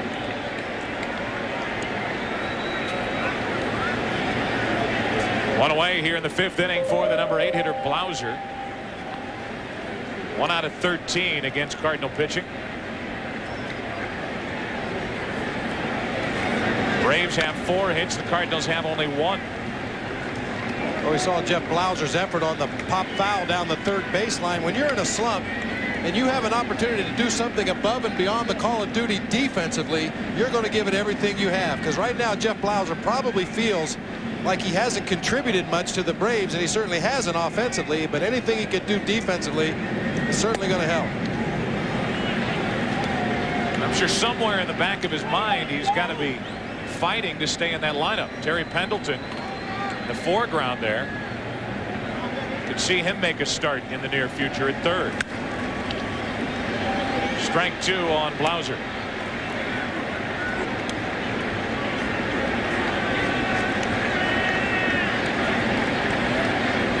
Blauser missed most of the second half of the season with a broken left hand. So in fairness to Jeff, he's still trying to battle his way back and feel comfortable at the plate. There is his second hit of the series, a one-out knock here in the 5th inning. And his second hit off Andy Bennis after being 0 for his last 36. He's 2 for his last 4. This is a hanging slider. This is really only the second bad pitch that Bennis has made in the ball game. The first one, the 3-2 high changeup to Klesko, and then that slider was just a spinner. There was no bite on it. So Blauser on, and that allows Nagel a chance to bunt. Did single his first time up. And the bunt is foul for strike 1. Then he squared around too early. You don't want to give the second baseman and the first baseman a better chance to charge and get closer to you than you'd normally be. Unless they're planning on putting on one of those butcher boy plays where he's going to pull the bat back and swing away, that would be the only time you'd want to tip it this early. Matter of fact, Bennis would be a good pitcher against whom to do something like that because he throws a lot of low sinkers and you get the high chopper. 0-1. He squares early and he bunts. A good bunt this time. And the sacrifice good. 3-4. Denny Nagel, one of the most sought-after pitchers this season. A lot of teams were interested in getting Nagel from Pittsburgh. Cleveland Indians were one of those teams. They didn't get him. Atlanta got him, trading 2 prospects, Corey Pointer and Ron Wright, to the Pirates to get him. And now here's Nagel in game 4 in a game the Braves desperately need to win, down 2-1, and he's pitching extremely well. Here's Grissom with an extra run down at second base, 2 out here in the 5th inning.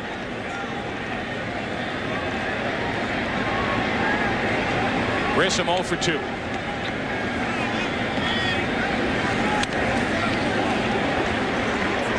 Right back at us. Marquise Grissom, outfield hits by direction. Had a great regular season.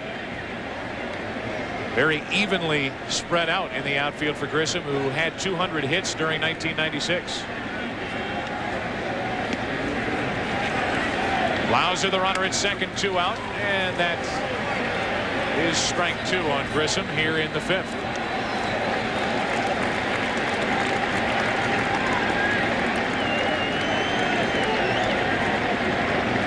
We showed you the outfield hits by direction, Tim, and those are the spray charts that Tony La Russa and/or Bobby Cox will use during the game.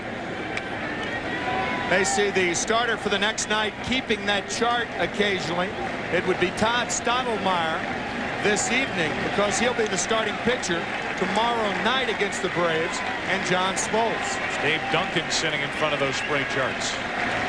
0-2 to Grissom. It'll stay that way. Yeah, those are charts that have been completed. The guys who make those charts are the pitchers before the next night. Gives you an idea about Grissom. Talked about the 64 hits the other way. The guy who led the National League in opposite field hits, Mike Piazza. And some of them went a long way to the opposite field. That's right. 0-2 to Grissom. Back to Bennis. Good play. Inning over. A 1-out hit by Blauser. We head to the bottom of the 5th, halfway through it. Game 4. Braves out in front by 1.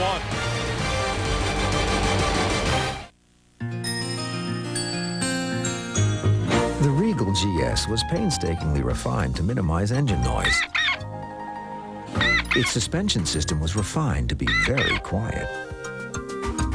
Then, Regal's interior was further insulated,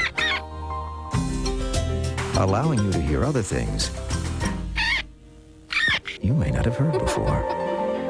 Regal by Buick, the fine line between sport and sedan. For Billy Halleck, too much is never enough. But tonight, all of that will change. You kill my daughter, and I curse you. Finish.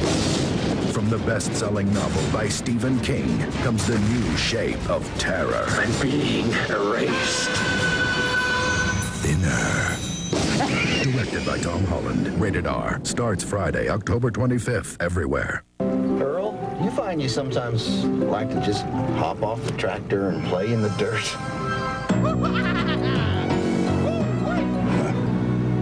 It all started with the Arch Deluxe. Yeah. Or pretend I'm a rocket ship high above the earth. Now McDonald's introduces more grown-up sandwiches. Whole chicken breast fillet and fish fillet that are big, sophisticated, and very grown-up. McDonald's new deluxe line. Why should kids have all the fun? October 27th at 7, 6 Central. Get ready to scream. It's a Simpsons mini marathon. It's escaped. 2 hours of non-stop fun featuring a brand new Halloween episode. Don't eat me. I have a wife and kids. Eat them. The Simpsons mini marathon, October 27th. Fox Sports coverage of Major League Baseball's National League Championship Series is brought to you by Buick LeSabre for safety and peace of mind. By Paramount Pictures' Stephen King's Thinner starts Friday, October 25th at theaters everywhere. By McDonald's, have you had your break today? And by Enterprise Rent-A-Car. Pick Enterprise. We'll pick you up. Bottom of the 5th inning. Pagnazzi, Gallego, Bennis, bottom 3 in the Cardinal lineup coming up. This copyrighted telecast is presented by authority of the Office of the Commissioner of Baseball. It may not be reproduced or retransmitted in any form without express written consent. Our stamp is now on Game 4 of the 1996 NLCS. All right. Halfway through it, bottom of the 5th inning, Pagnazzi first up, bounced into a double play his first time. And takes a strike from Nagel. Only 2 hits in this NLCS and 5 in the entire postseason for Pagnazzi. And by far his best offensive season. During the regular year, hitting .270 with 13 home runs, by far a career high. 55 RBIs. Contract year for Pagnazzi. Free agent at the end of this postseason. Struck him out on a pitch low and away, and that's 6 strikeouts for Nagel. Fastball, fastball, change out of the strike zone. Pagnazzi waves. Tell you, hitters refer to this swing as walking the dog. As you can see, that invisible leash right there when a guy reaches and misses. Walking the dog. 1 out, nobody on for Gallego. And that's strike 1. You don't like to walk the dog too often. You do. You will not be in the majors long if you walk too many dogs. Marusa doesn't like to hear that. His family can't come to St. Louis because of all the animals and pets they have back at home. That's right. Nobody would watch them all. So his family watching back in Oakland. Gallego grounds out to second. 2 out here in the 5th inning. Tony's wife Elaine has 2 children, 2 girls, 17 and 14, Bianca and Devin, and they were at ballet practice yesterday. That's why they couldn't come to St. Louis over the weekend. Matter of fact, Tony telling me yesterday his daughters are so into ballet that he built a room for them to plie in the ballet over his garage. Strike 1 on Andy Bennett. You just said plie. Plie in the ballet. 2 out, nobody on. The 0-1 to Andy Bennis. Did you know that word, plie, Brentley? I don't think so. Don't ask me to spell it. Ground ball to Lemke. A 1-2-3 inning for Nagel. He is in command after 5 in St. Louis. Wake up, Denny. 1-0 Atlanta. It is a basic desire of people everywhere to want to do their jobs better, to design better homes, make a better life, even build a better car. The new Camry. Over 6,500 American workers. Hundreds of improvements. It's been called the best car built in America, only now it's even quieter, smoother, more comfortable. The new Camry. Better than ever.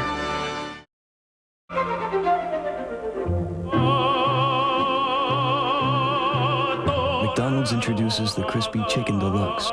Fresh toppings and whole breast filet from a more sophisticated kind of chicken. It's McDonald's with a grown-up taste.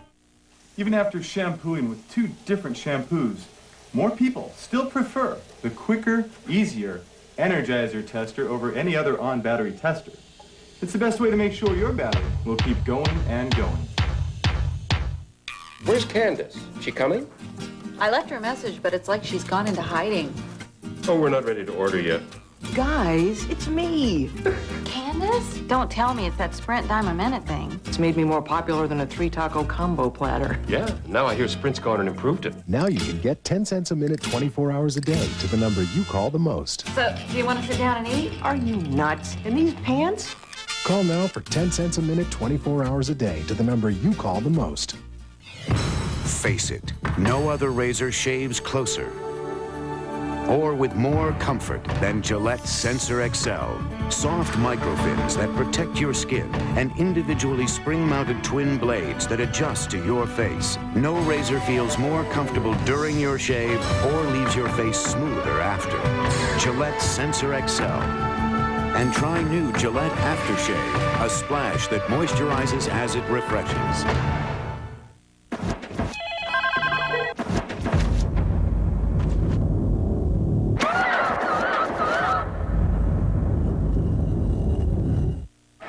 Sixth inning, Ryan Klesko's home run still holding up 1-0. World champions down 2 games to 1. Plie. Let's see a plie. Plie is that catchers do it all the time. I try to teach you guys some culture up here. Plie. I don't know how to spell it, but that's a plie. Come on. You guys. Andy Bennis back to work the 6th inning as Lemke leads it off. Well, I plie all the time then when I get up out of this chair, you know. Some things get stuck in place after you sit too long. Each team has turned a double plie here this evening. Oh, man, I love it. Plie, stop it. 2-0, the count on Lemke. Chipper Jones and Fred McGriff will follow.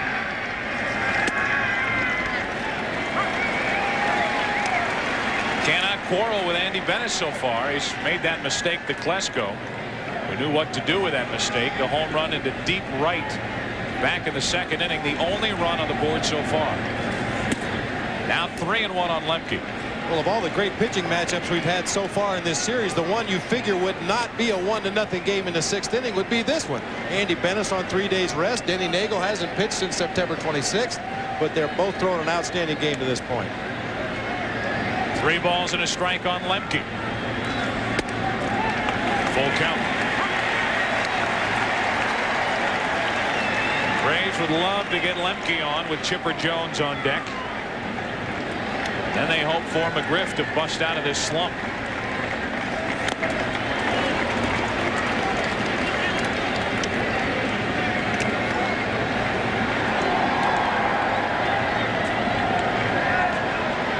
There's Freddie. All eyes in Atlanta on McGriff, wondering when he will get dialed back in. 3-2 to Lemke. That is hit a long way to right. Is it his first in postseason yet? 2-0 Atlanta. 195 at bats later, and Lemke goes deep, and the Braves have a 2-0 6th inning lead. We saw Lemke end the ballgame last night with a drive 400 feet to straightaway center field here at Busch Stadium against Dennis Eckersley. On the 3-2 count, got a high fastball, middle in, and showed he does have some pop in that bat.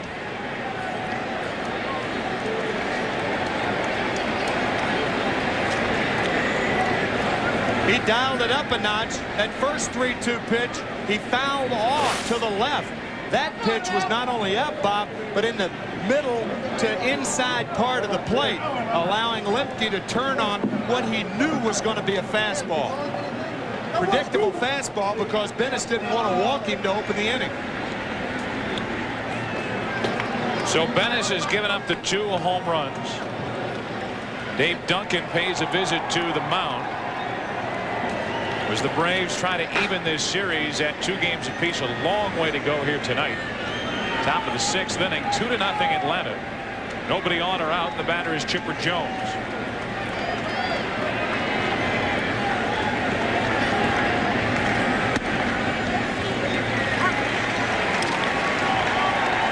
Jones is singled, grounded out. TJ Matthews, a right-hander. Tony Fawcett, the lefty, getting ready for St. Louis in their bullpen. A 1-ball, 1-strike count on Jones.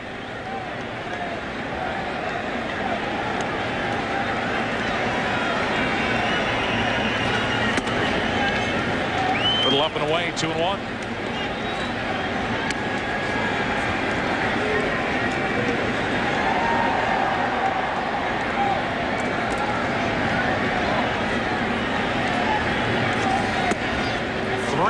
With McGriff on deck. Well, you can see Bennis struggling a little bit now with his delivery. He's been very smooth, consistently around the strike zone up to this point. You can see his follow through. He's coming apart a little bit at the end of his delivery.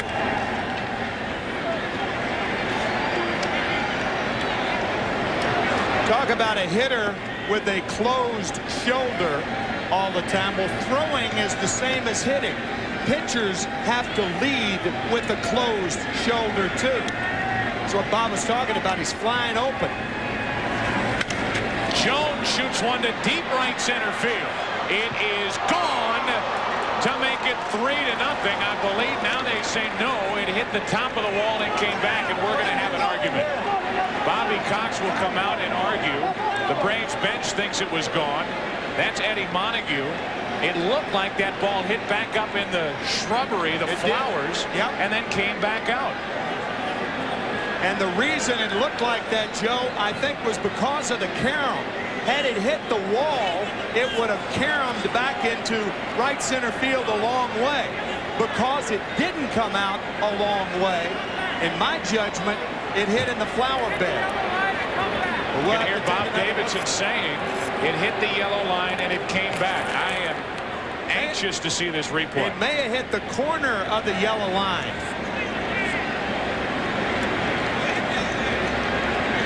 Good call. Very good call. Good call. Right off the yellow line, and it came back. There have been home runs in this ballpark that have hit up in that flower area and come back. Either hit up in the flower area, hit a fan and come back, or just done it. Chipper Jones, a smile. And why not? The Braves lead 2-0. Andy Bennis has been KO'd here in the 6th inning. A home run and a near home run off the very top of the wall for a double for Chipper Jones. Bennis finish. Braves out in front by 2. You're ready to quit. Great. Now, which patch? Single strength Nicotrol? But that means one single step. If you're not comfortable with that, you may want Nicoderm CQ. CQ's a 3-strength program. You start with the highest strength and gradually step down till you free yourself of nicotine. And gradual is the method doctors and pharmacists prefer. Nicoderm CQ. The power to calm, the power to comfort, the power to quit successfully. This is the Pentium processor inside the PC that runs the CD-ROM that lets you plan a vacation by taking a virtual tour. And since it is a connected CD-ROM, it hooks to a related website through your PC's internet link. So you can go online to book a hotel, which makes you happy that you have the Pentium processor. Listen up. This year we got to be a little more politically correct with the team prayer. Hit it, Padre. Let us take this moment to look inside and reflect on our good fortune. Amen. All right, Rabbi, let's go. And may victory be with you. Amen. Come on, Chairman, let's move. Menicke. That was very touching. Come on, Bhagwan. Not going anywhere for a while? Stay in line, no pushing. Next. Grab a Snickers. Come on, Tibbet Monk, we got a football game to go here. Our prayers for you. You will be called private, specialist, or sergeant. Beneath the ribbons on your chest will be the souls of those who came before. You will be an individual, but triumph as a team. You will know strength, courage, and compassion. You will win what must be won, achieve what must be done. Be all that you can be. You will be a soldier. Chipper Jones came close off the very top of the wall in right center field. Well, with all the controversial plays at and near the outfield wall in this postseason, Major League Baseball may have to put an umpire in center field as well. Yeah.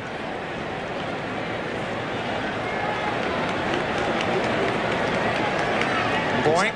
That would have been a John Madden boink then. Bench thought it was gone. Just a second, guys. You can see John Schuerholz in the background. The white shirt, everybody thinking it was gone, but it hit, popped up, came back.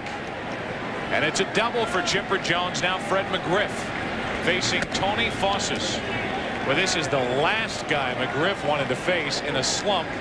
He faces Fossis. So if that's the case, with Tony Fossis being as tough on left-handed hitters, why wouldn't you bunt a guy who doesn't normally bunt? With the way McGriff is going and the way Fossis is going. 1 ball, 1 strike. It would certainly be a reasonable alternative. Lefty against a tough left-handed hitter.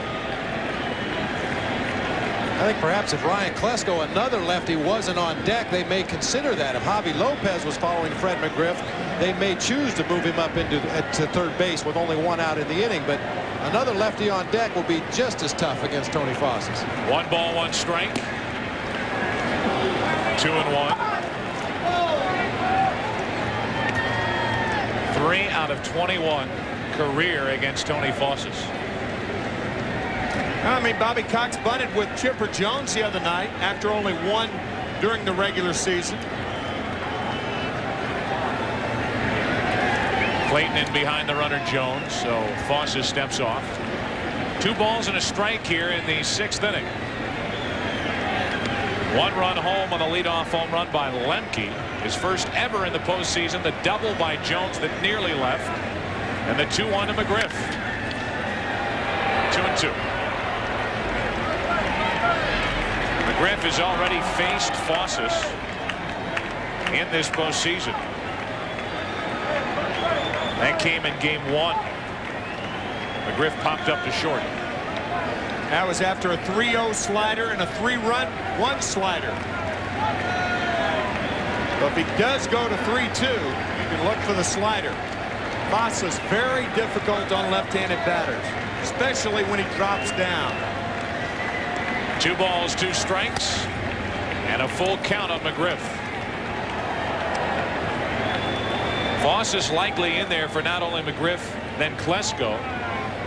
T.J. Matthews still loosening out of the Cardinal bullpen with an eye on Javier Lopez, who hits behind Klesko.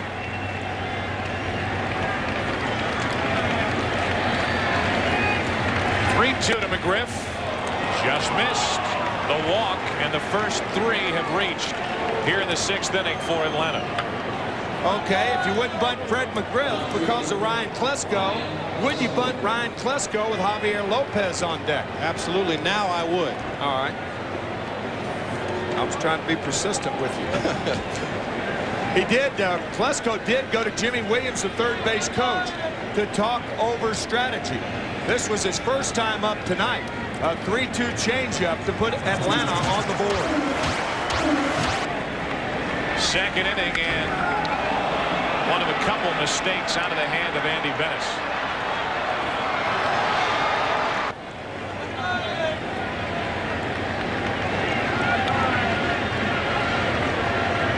Klesko, by the way, had 5 sacrifices during the season. See the numbers, hitting 100 career against Fossis. He is bunting, and he takes ball 1.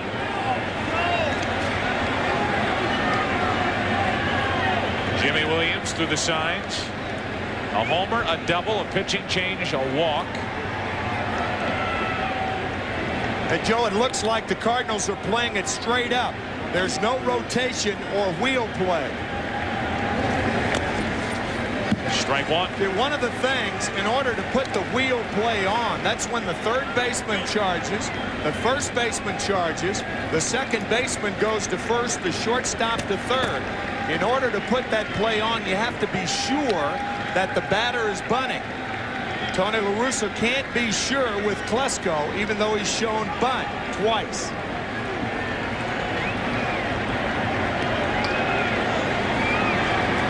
One and one. Now he's swinging, and he takes ball 2. Most teams have a variety of bunt defenses they use depending on who's on base, who's the batter at home plate, what the game situation is. It's conceivable with McGriff at first base that they could charge both corners, right, have the second baseman cover first, Clayton cover second, and try to get the double play up the middle. Double play ball. Gallego to Clayton on the Maybridge.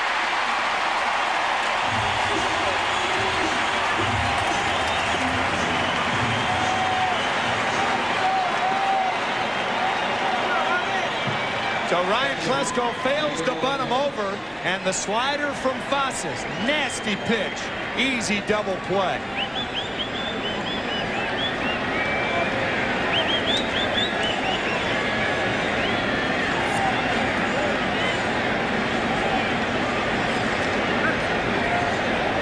Gallego and Clayton, no problems turning that. Taylor made off the bat of Klesko. So he's homered, walked, and now grounded into a double play. They did not have him bunting. After the first 2 pitches, now the intentional walk will be handed to Javier Lopez. And that'll set up first and third, 2 out for Jermaine Dye. And I would be surprised if Fossas stays in to face Dye.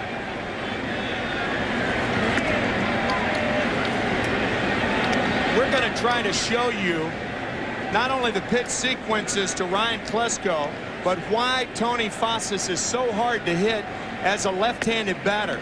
When he drops down, the inclination is for that hip and rear end to pull out of there. Hitters call it bailing out. So he's bunting on the first 2, takes a ball, fastball for a strike, slider, another slider off the end of the bat for the double play. Now he walks Lopez, and that's going to be all for Tony Fossas. So a couple of walks, but a big double play ball in between them. Off the bat of Klesko. Runners at first and third, 2 out. Braves lead by 2. The Cards go to Matthews. Why do I rent from Enterprise? Very simple. No stress. They arrange to pick me up free, so I don't have to ask anyone for a ride. See? No stress. Pick Enterprise. We'll pick you up. Good morning. This is your wake-up call. And this is the new Norelco Reflex Action Razor. Anything closer could be too close for comfort. It has a lubricating comfort strip, and for a lot of guys, that's not much comfort. Introducing the Norelco Reflex Action Razor. A great shave with less irritation than blades. I can't believe I'm losing my hair back here. Like father, like son. Yeah, right. Look, if you want to regrow some hair, check this out. Rogaine? Don't you need a prescription? Not anymore. How's it work? Rogaine goes to the root of your hair, and for some people, gets it to grow. What have you got to lose? Nothing, I guess, except more hair. That's been easy to use. And it's starting to work. See, there's room for growth in every relationship. Rogaine, medically proven to regrow hair. There's a place in New York owned by the biggest sports stars around. You know, I liked him with long hair. And you never know when they'll show up. Long. Short. It's the official All-Star Cafe. Henry Griffey Jr., 301 lifetime average. Where the owners are always willing to help out. Excuse me, it's 302. So if you go, bring the right stats and the right card. Visa, because the All-Star doesn't take American Express. 301 lifetime average. Visa, it's everywhere you want to be. Here they come again with more offers of big international savings over AT&T. But when you look at the numbers, the big savings aren't there. Has a discount long-distance rep offered you big international savings? Give us a call. We'll give you the facts. Top of the 6th inning, first and third, 2 out for the Braves. They try to add to their lead. Tomorrow it's Game 5 of the National League Championship Series when Grissom and the Braves take on Ron Gant and the Cardinals. What a good series this has turned out to be. The road to the World Series on Fox continues tomorrow, beginning at 7 Eastern, 4 p.m. Pacific. There is no doubt that the Braves are getting all they can handle and more from the Cardinals. Got that right. After Atlanta rolled right through the Dodgers, Cardinals have won 2 of the first 3 games. In fact, the Braves, during this 5-year run to the NLCS, find themselves down 2 games to 1 for the first time since their run began in '91. First and third, 2 out. It's Jermaine Dye. 1 hit tonight, 1 hit in the series, facing T.J. Matthews. Bosses did his job for the most part, and now Matthews. That's right, Joe, what you were just saying. Because in 1993, the Braves lost the first game, then won games 2 and 3, and then the Philadelphia Phillies won the last 3 games, beating Atlanta in 6 to win the National League pennant. Runners at the corners, 2 out here in the 6th inning. In fact, if Braves fans woke up this morning with a frown on their face and didn't know why, it was on this date 3 years ago that the Braves lost 4 games to 2 to the Phillies by losing game 6 at the Vet. 1-1 pitch up the middle, base hit, RBI for Jermaine Dye, and it's 3-0 Atlanta. They walk Lopez to get to the rookie, and Jermaine Dye burns the Cardinals. Well, the Webster Dictionary definition of Jermaine is this: being at once relevant and appropriate or fitting. And is this ever relevant and appropriate to drive in the 3rd run of the ball game? You looked that up before the Dodgers series, and you finally get a chance to use it. So T.J. Matthews, something happened on that pitch. Outside of a bruised ego, he is bent over and something's wrong. Possibly reaching for the ball back up the middle.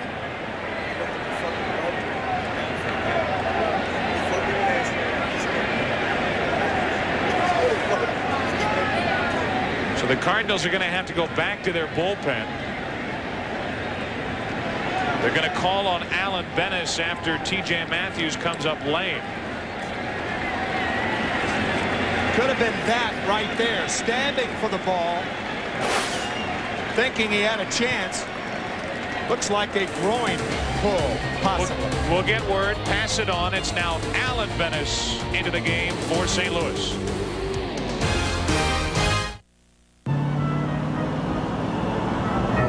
Here, honey, drink your orange juice. There you go. Finally, in health news, the American Cancer Society reports that along with a healthy diet, drinking more Florida orange juice may actually reduce your risk of some cancers. Hey, how about that? Well, that's news up to the minute. Updates on the quarter hour. It's now 23 minutes past. Whenever you buy Florida orange juice, we make a donation to the American Cancer Society. Okay, folks, remember, it's only going to appear once. The elusive blue-backed whale. I've been saving my whole life for this. You're kidding. Some gums lose flavor fast, leaving you looking for another piece. Too bad she wasn't chewing extra sugar-free gum. It's the one with delicious, refreshing flavor that really lasts. Maybe somebody got it on video. Extra lasts extra long. Hit me, Craig! Critics are unanimous. Get on the Bus is Spike Lee's best picture yet. 24/7, I used to have to watch my back. 4 stars, hilariously funny. Do you want a white woman? A powerful piece of filmmaking. Not scared or anything, right? Should I be? Profound. Each one of us will be a better man. Provocative. I like being who I am. You a Republican, you all right. Get on the Bus. It's been stimulating. Rated R. At theaters Wednesday.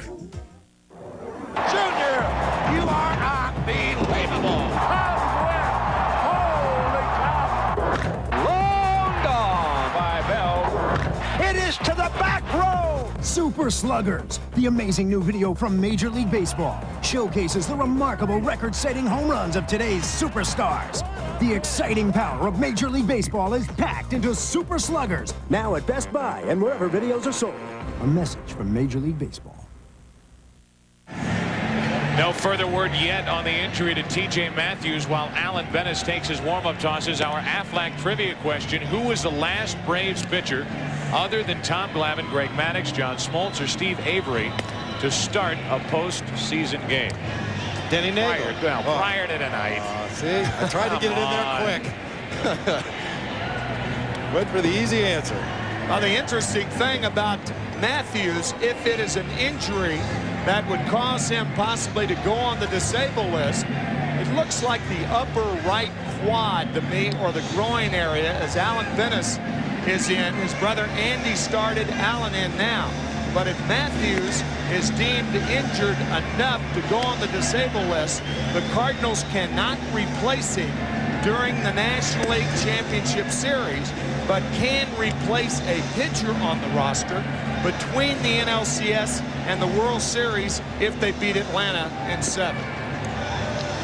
So Andy Bennis, who got his work in during 5+ innings, allowing 3 runs on 7 hits, a walk, no strikeouts, and 2 home runs along the way.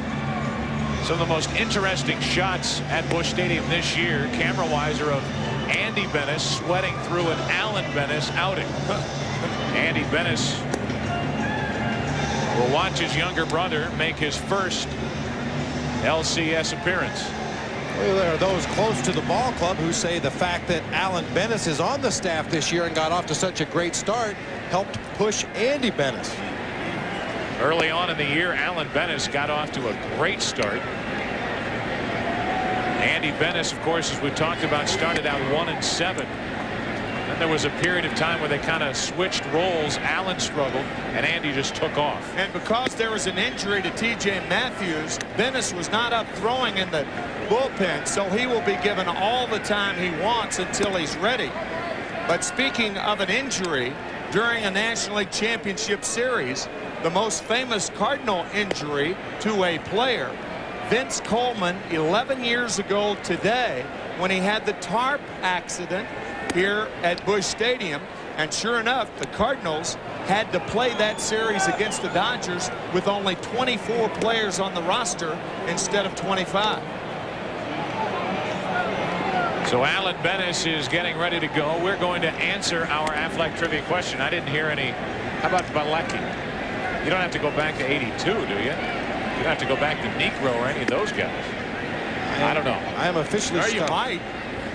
Charlie Lee Branch. Yeah, gosh, we should have gotten that, guys. You were there. Well, we had other things to think about. We're talking about T.J. Matthews and maybe being hurt, and Vince Coleman and all that. We got a lot to handle up here. Aflac and all these things. Plie. 2 on, 2 out here in the 6th inning. Charlie Lee Branch. Here's Jeff Blauser.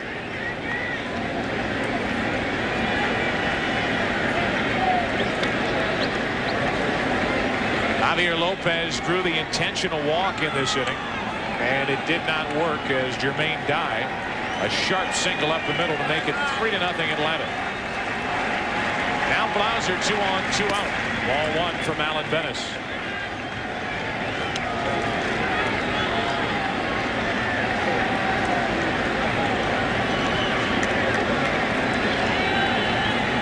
This is the first time in NLCS history that 2 brothers have appeared in the same game, 2 pitchers. 1969, Game 2 of the NLCS. Both Henry and Tommy Aaron played for the Braves against the Mets. But it's Andy and Alan Bennis, and it's Alan Bennis in trouble. 2 on, 2 out, and a 2-0 count.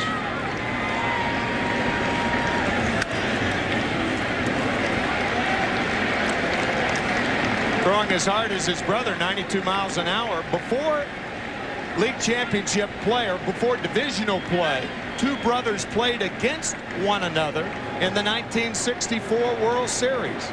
They were third baseman, Cletus Boyer for the Yankees, Kenny Boyer for the Cardinals. 2 on, 2 out, a 2-1 count on Blauser. Good fastball, 2-2. That was nasty. Well, that good heater must run in the family.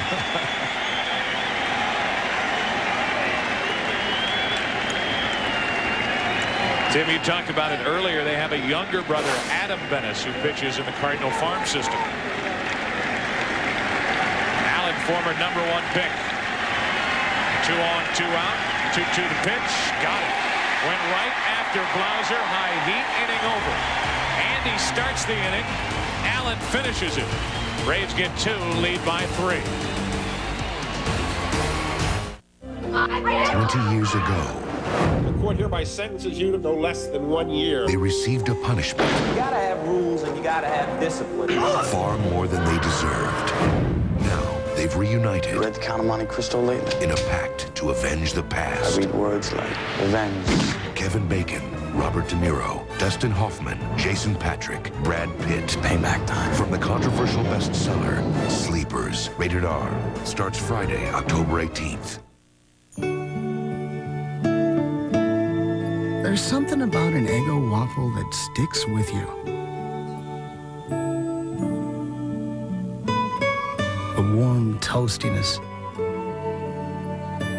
The reassurance of 7 vitamins and iron. Nice to have in a morning like this. It's cold out there. Don't let them go without an Eggo.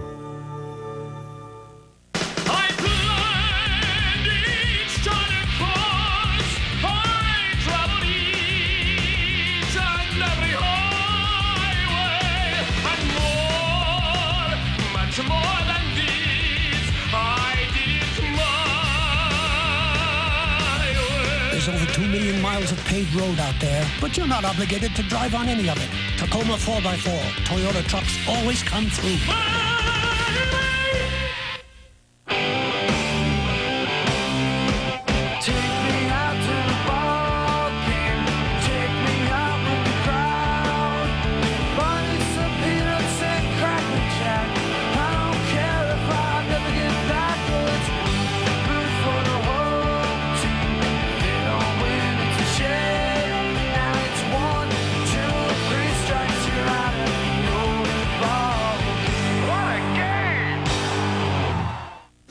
October 21st. My apartment's on fire! Hi, Miss Jake. You, Miss Alice. I think we can help each other with that, Billy. A brand new Melrose Place, October 21st. We get into the bottom of the 6th inning here at Busch Stadium. The Cardinals have only 1 hit. Allen Bennis got out of the inning, got a pat in the back of the head from big brother Andy, and now they'll just go sit together. I bet he smacked him in the back of the head harder than that when they were growing up. You can bet. They must have had some great wiffle ball games in the backyard. Royce Clayton will lead it off, top of the order for the Cardinals here in the 6th inning. Outfield hits by direction for Clayton. He goes the other way. He's done that consistently in this series. Denny Nagel back to work. It's been over a half hour since he was last on the mound. The bunt in the air. Chipper Jones, the catch, one away. We talked about it earlier when there were 2 out and nobody on, that it would not be a good play to bunt. Chipper Jones was in with nobody out to lead off the inning. Clayton tries to bunt, and Jones makes a fine play. And Bob, you had talked about how Royce Clayton had been working on his bunting since coming to St. Louis. That's something he's made a very serious effort since his days with the San Francisco Giants to try to take advantage of his speed, and not able to get the ball on the ground this time. So Clayton the first out in the 6th inning. The batter is McGee. You know, when you talk about Denny Nagel and what he was able to do this season with Pittsburgh, at the time of his August 28th trade, the Pirates were 66-75. Nagel was 14-6 on that team that won only 66 games to that point in the season. Line drive right at Lemke, 2 out here in the 6th inning. Brings to mind, Tim, the season that Steve Carlton had in 1972. It's arguably one of the greatest single seasons of any pitcher in baseball history. The Phillies in 72 were 59-97. Carlton that year was 27-10. A winning percentage of .730. A team that had a winning percentage of .378. He won 43% of his team's games. Here's Gant, 2 out, nobody on, 6th inning.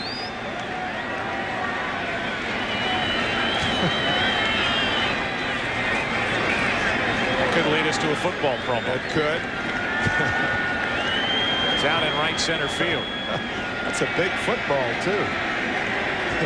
By the way, Tim, you are right on T.J. Matthews, a pulled right groin. That's a big football there. Kick it. Go ahead, punt it. Marquise and now Jermaine Daddy look like they're about 2 feet tall carrying that football. Have you ever noticed how football players, coaches, people connected with the game forever continue to identify the players, the game, the field? He's a good football player. We're on a football field. You got to run the football. It's a great you got to throw the football. It's a great football play. Constantly identifying the object, the sport, the field, the player. I got to be honest. What? No, I've never, ever. And you do football games. I try. 1 ball, 1 strike on Gant. Clayton popped out trying to bunt. McGee lined out. Denny Nagel.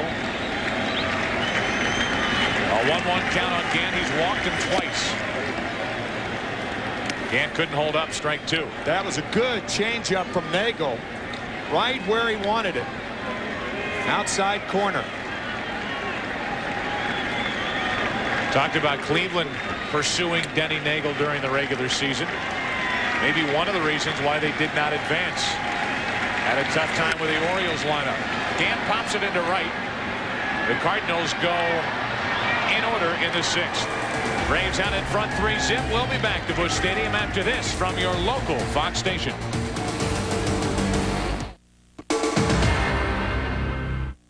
Want it hot? Look for the dot. Domino's introduces the mega deal.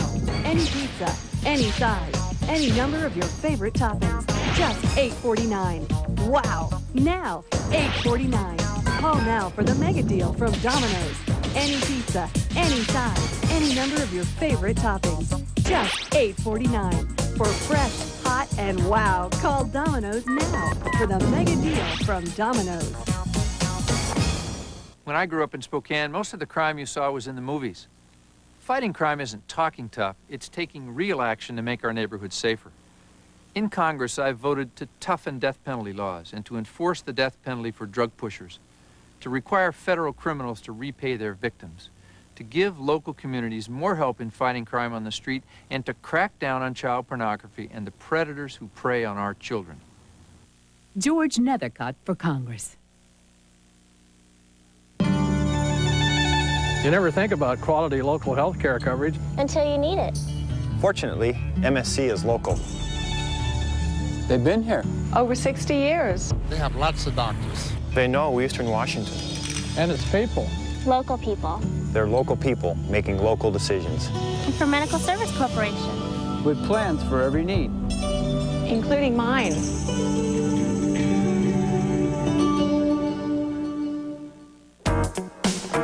We used race car tricks to make Stratus stick. Now we're performing similar tricks with a truck. The new Dodge Dakota. It's full of surprises. Neon taught us that cars can be fun.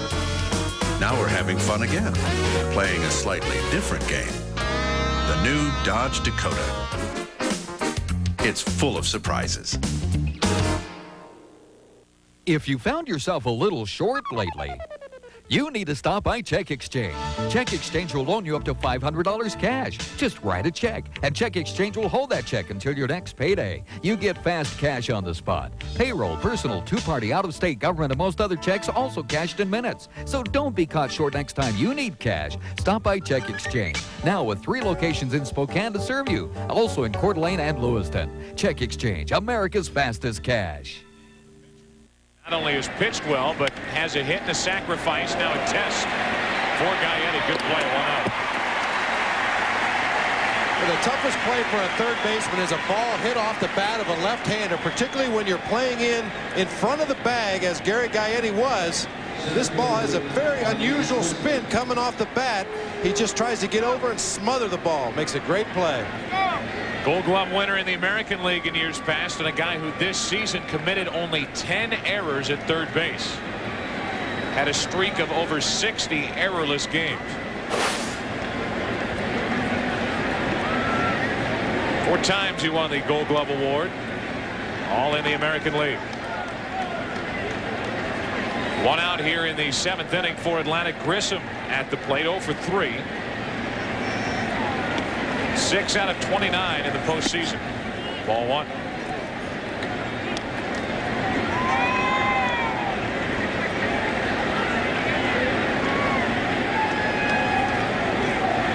One out, nobody on. Tough play for Clayton. Has to hurry. Good play. 2 out. And the base is empty for hard-hitting Mark Lemke. Tuesday, the original family of aliens from outer space is landing on Fox.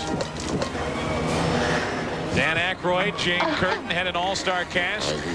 Coneheads on the Fox Tuesday night movie beginning at 8 Eastern, 7 Central, right here on Fox.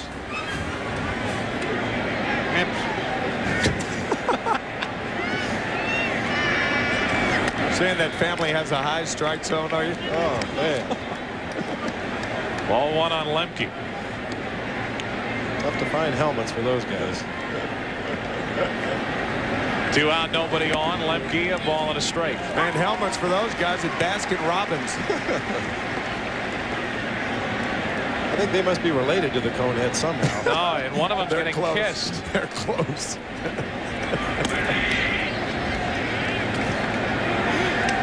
Oh, baby. 2-1 on Lemke. Homered his last time up. There's Danny Jackson. He has not appeared in this LCS. Got Alan Bennis on the mound now. Danny Jackson in the bullpen. If Tony La Russa wanted to go to a 4th starter, it would be one of these two, either Alan Bennis or Danny Jackson. Maybe a bit of an audition here for Alan Bennis, or either later on in this series or if the Cardinals advance for the World Series. Had a very strong rookie year. 13 wins for the young right-hander. 3-2 to Lemke. Mark Lemke had gone 195 at bats without a home run in the postseason until a 3-2 pitch in the 6th inning. And even though he hit that home run his last at bat on a 3-2 pitch, he still really hasn't earned the respect because Alan Bennis came right back with a 3-2 fastball, middle in. Again, and Lemke pops it into center. McGee is there. The Braves go in order in the 7th. Time to stretch. This is game 4. Cardinals out in front 2-1, but trail 3-zip. Now, Jack, I'm not making any promises, but when you get your license, this car could be yours. But please, take it easy, because it has a lot of power, and it's quiet, so you don't have to crank up the music. But I'm not worried. I know you'll be a great driver. Just like your dad. Introducing the new 1997 Mitsubishi Galant.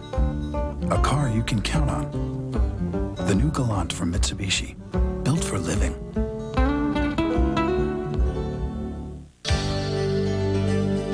Subway bakes my bread up fresh, and that's my way. My way.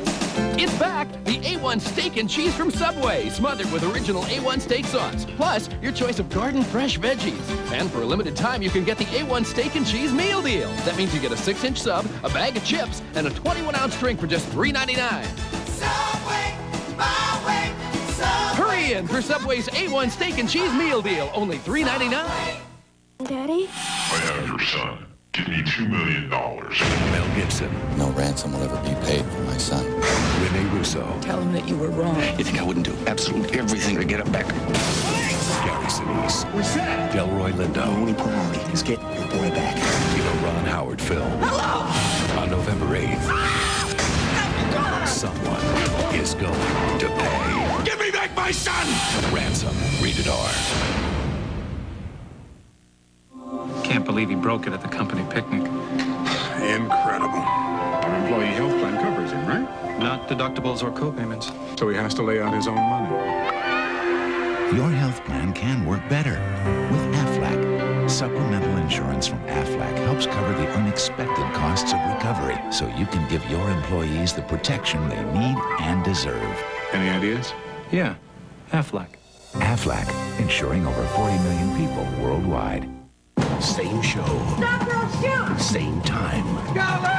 New day. The X-Files moves to Sundays, October 27th. Along with Tim McCarver and Bob Brenly, this is Joe Buck. We get into the bottom of the 7th inning. The game summary: home runs by Klesko and Lemke, Dye and RBI. Andy Bennis out battled by Denny Nagel. This is the first time, Joe, since the first inning that the crowd has started to stir. They realize the Cardinals could be 9 outs away from tying this series. Ball 1 on Jordan. Jordan had a golden opportunity his last time up. Runners at first and second, nobody out. A 3-2 pitch, and he popped up into left field. Didn't get all of it. Klesko going to get it. Nice running catch by Klesko down the line. 1 out here in the 7th inning.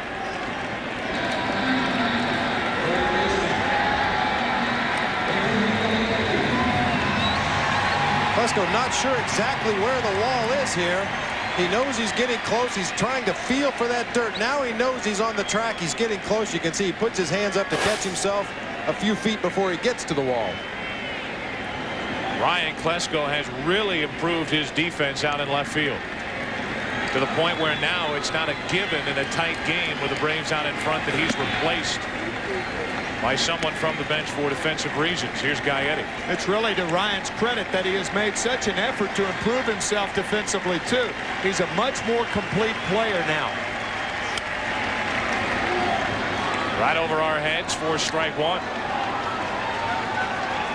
McMichael getting ready for the Braves in their bullpen with the Atlanta dugout. Bobby Cox, Leo Mazzoni have to be thrilled with what they've had from Denny Nagel so far. Got to look at that infield shift the Braves put on when Gaetti's at the plate. Off the hands, he was jammed to the pop-up to Klesko. He's got his sprints in. 2 out here in the 7th inning. Our Mitsubishi Championship pitcher. The last time a team trailed 2-1 in the NLCS and came back to win the series was in 1993 as Philadelphia defeated Atlanta 4-2. Now Atlanta trying to turn the tables on St. Louis. This series will be tied 2 apiece if the Braves can hang on. 2 out, nobody on. Here's Mabry, and the drive into right. Mabry thinking double. Dye comes up throwing, good play. It's a 2-out single.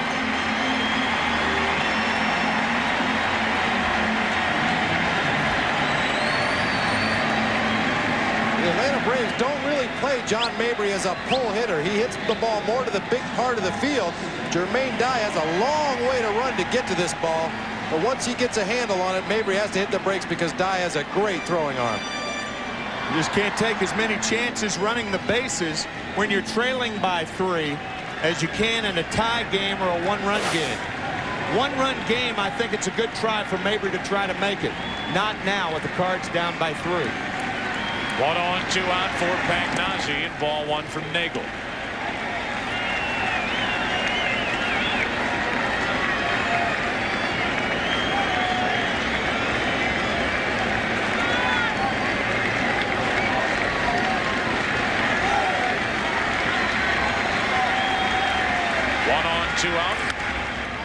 You know, we talked earlier about the advantage that Tony La Russa had coming into this game with repeating with those 3 starters, Bennis, Stottlemyre, Osborne. Well, now Bobby Cox gets this effort out of Nagel. Maybe a chance to tie the series. Now he goes back to Smoltz, Maddox, Glavine. Right. With the proper rest, too. Instead of working on 3 days rest, Bobby Cox, if Atlanta can win tonight, he will go with Smoltz tomorrow night, Maddox, and if there is a game 7, then Tommy Glavine. Maddox the loser in game 2 in Atlanta. Gave up 8 runs, only 3 earned. And Todd Stottlemyre will be working tomorrow night on only 3 days rest. Smoltz will have his normal 4. 1 on, 2 out here in the 7th inning. Pagnozzi at the plate, set up. 2-2.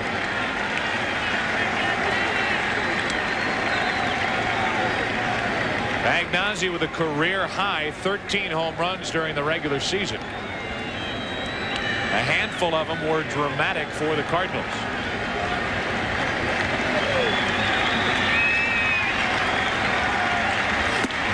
Three and 2 now, and Mabry, the runner at first, will take off. McMichael should be ready out in the Braves bullpen.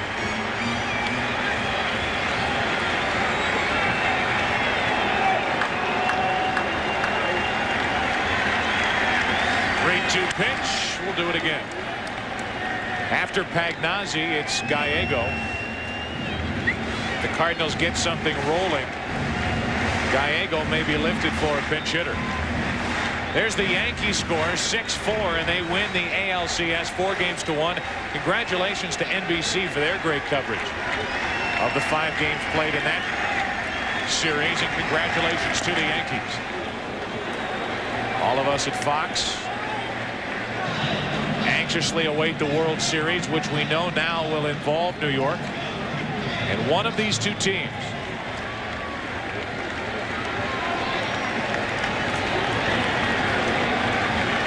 Ozzie getting ready down near that batting tee in the Cardinal dugout. 3-2 to Pagnozzi, and another foul. I think if Pagnozzi does get on, what Tony La Russa will do, I agree with you, Joe. I think Gallego will be pinch hit for by a right-handed pinch hitter trying to entice Bobby Cox to bring McMichael in so La Russa can use Ray Lankford, the left-hander. 1 on, 2 out. Mabry running. Ball 4 to Pagnozzi, and the tying run will walk to the plate. Gallego immediately called back. Bobby Cox isn't even going to wait. He looks like he's going to go right to McMichael. I think Bobby Cox should wait until Tony La Russa makes a move, and possibly you could have him waste a player in the process. If he brings up a right-handed pinch hitter, then you can bring in Ray Lankford, or I beg your pardon, you could bring in McMichael, and then La Russa will go to the left-hander, and in the process waste a batter. But Bobby Cox, by making the move right away, is going to either have La Russa go to Sweeney or Ray Lankford. Lankford with all that power. So Cox hops out of the dugout immediately with a walk to Pagnozzi. Braves go to the bullpen. They lead by 3. 1874, the first transatlantic cable connecting Ireland and America. It was made by Siemens. That was then. This is now. Today, phone companies and businesses use Siemens switches to send and receive voices, images, and data together for desktop video conferencing, wireless communications, and high-speed internet access. Siemens technologies keep you in touch and on top. Siemens, precision thinking. It's fall. That means 2 things: football and projects. That's why we're having the True Value Kickoff Kick-In sale. We're kicking it off by kicking in bonus items and extra savings, so you can get all those projects done and still have time to enjoy the season. Get True Test Easy Care Paint just $9.97, our lowest price of the year. We'll kick in a poster painted by an NFL quarterback free. True Value, official hardware store of the NFL and homes everywhere. Earl, do you find you sometimes like to just hop off the tractor and play in the dirt?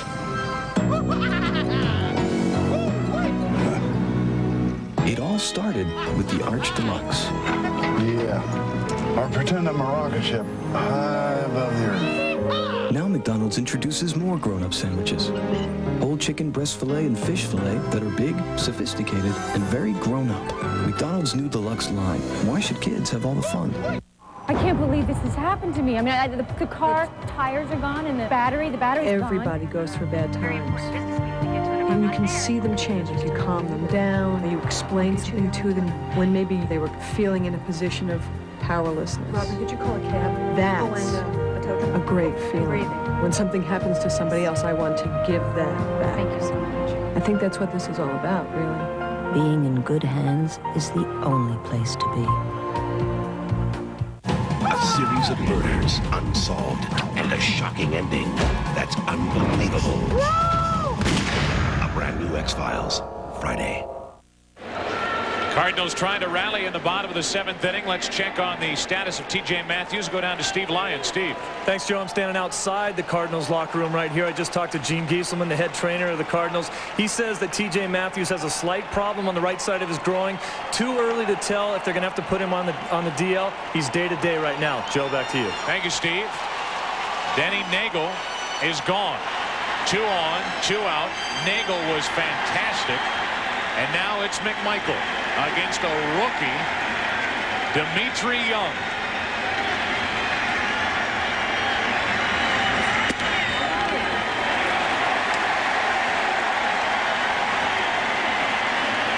Ron Gant talking to Dimitri Young, trying to give him a quick cram session on how to face McMichael. One changeup after another. That's what he told him. That'd be a good report. Yep. 2 on, 2 out. Rather patient, 2-0. I think by not pinch hitting Ray Langford right now, that's an indication of how that right shoulder is, or the left shoulder, I beg your pardon. Must be really bothering not only throwing, but swinging too. 2 on, 2 out, 2 on the count. 2-1. And Young is not lunging out. He's not getting out in front of that changeup. He seems to be timing it up pretty good.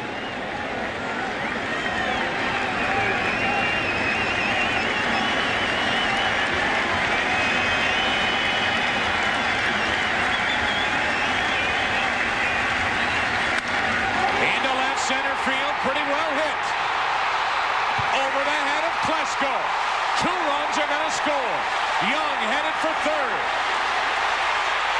Safe with a triple.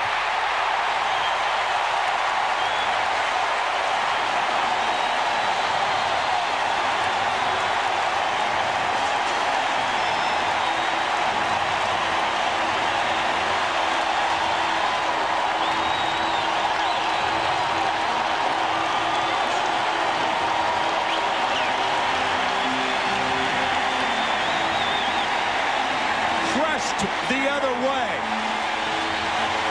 Klesko, an effort. The ball hugs the wall. Young with good speed for a big man. I'll tell you, a good play right here was Chipper Jones. If Jones doesn't make this saving catch, McMichael, the pitcher, was backing up home and wouldn't have been able to get behind third base, and possibly Young could have scored.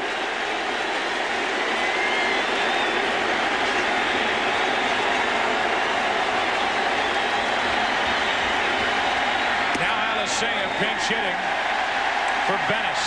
That is the first extra base hit in the career of Dimitri Young. He had 7 singles at the end of the season. Couldn't have come at a better time for the Cardinals. 2-0 on Alisea. That was a great at-bat by a young player. Normally they would be over-aggressive in that situation, but he laid off 3 tough changeups, got the high fastball out over the plate on the 2-1 count, and took care of it. Now time call as Gene Gieselman is going to trot out and talk to Dimitri Young. We mentioned it earlier. Gene Gieselman has been very busy the last 2 nights. In the stands yesterday, on the field tonight. T.J. Matthews and now Dimitri Young coming out. Keep in mind, he has no way to loosen up the legs before you pinch hit. There's no place to do any running. So you hit a triple and you're cold and you're tight. Easy to see how he could have pulled something. You're right about Dimitri Young. For a big guy, he can run. And the earth shakes when he hits third base right there. Head first slide, dug a trench over there. In with a 2-run triple, pinch hitting with 2 out of the 7th inning. It's a 1-run game. Tying run at third, 2 out, and a 2-0 count on Alisea.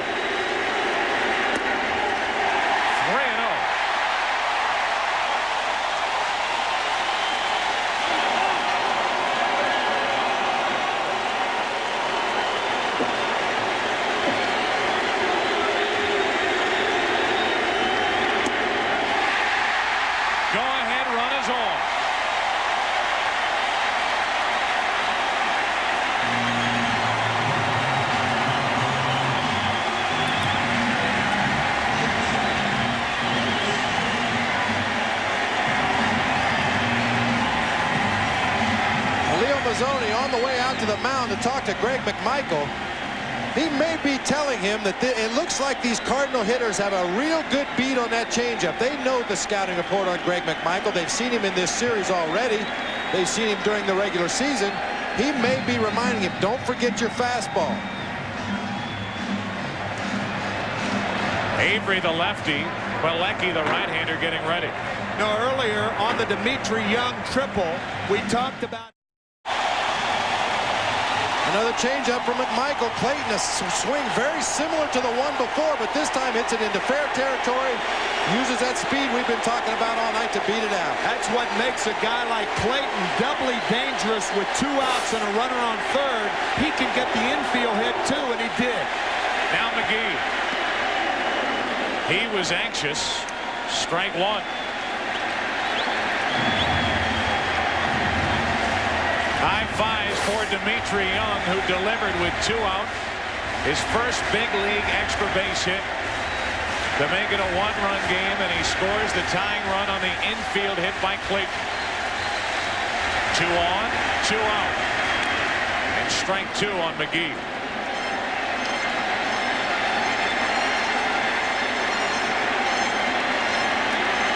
So Denny Nagel, a 100-pitch night, gets into the 7th inning, but will not get the win. 2 of the runs that have scored in this inning belong to Nagel. The tying run belongs to McMichael.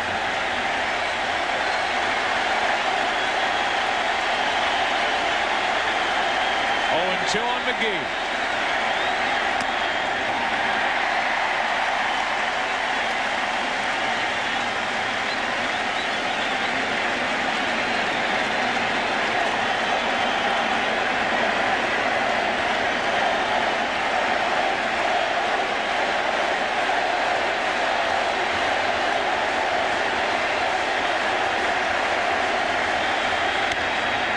McGriff.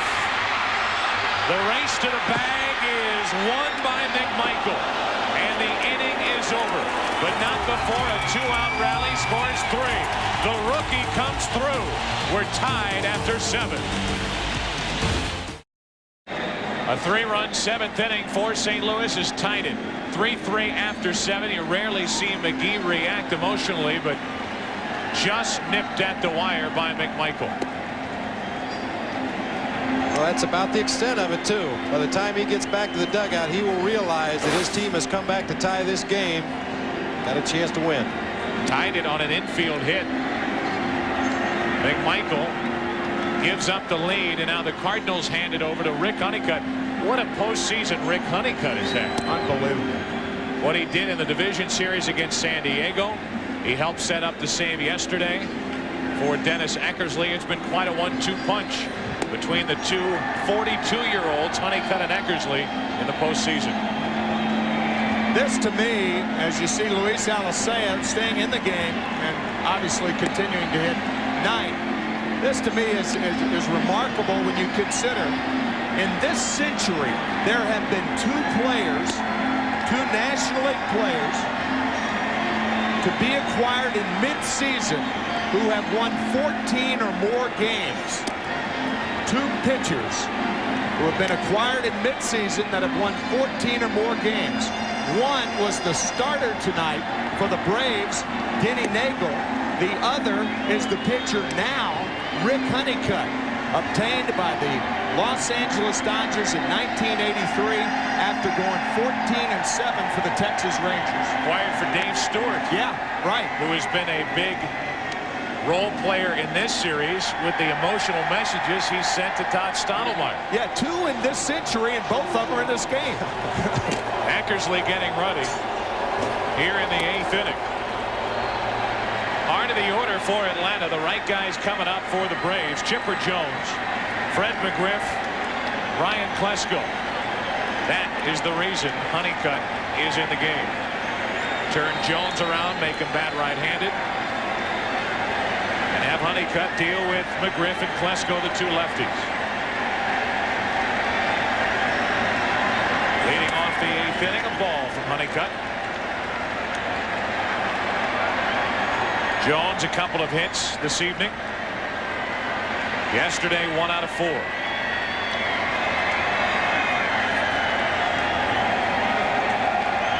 Leading off in the 8th inning. 2-0. Well, Honeycutt is another one of those pitchers that will try to get you to hit a pitch out of the strike zone if he can. Chipper Jones showing good patience here.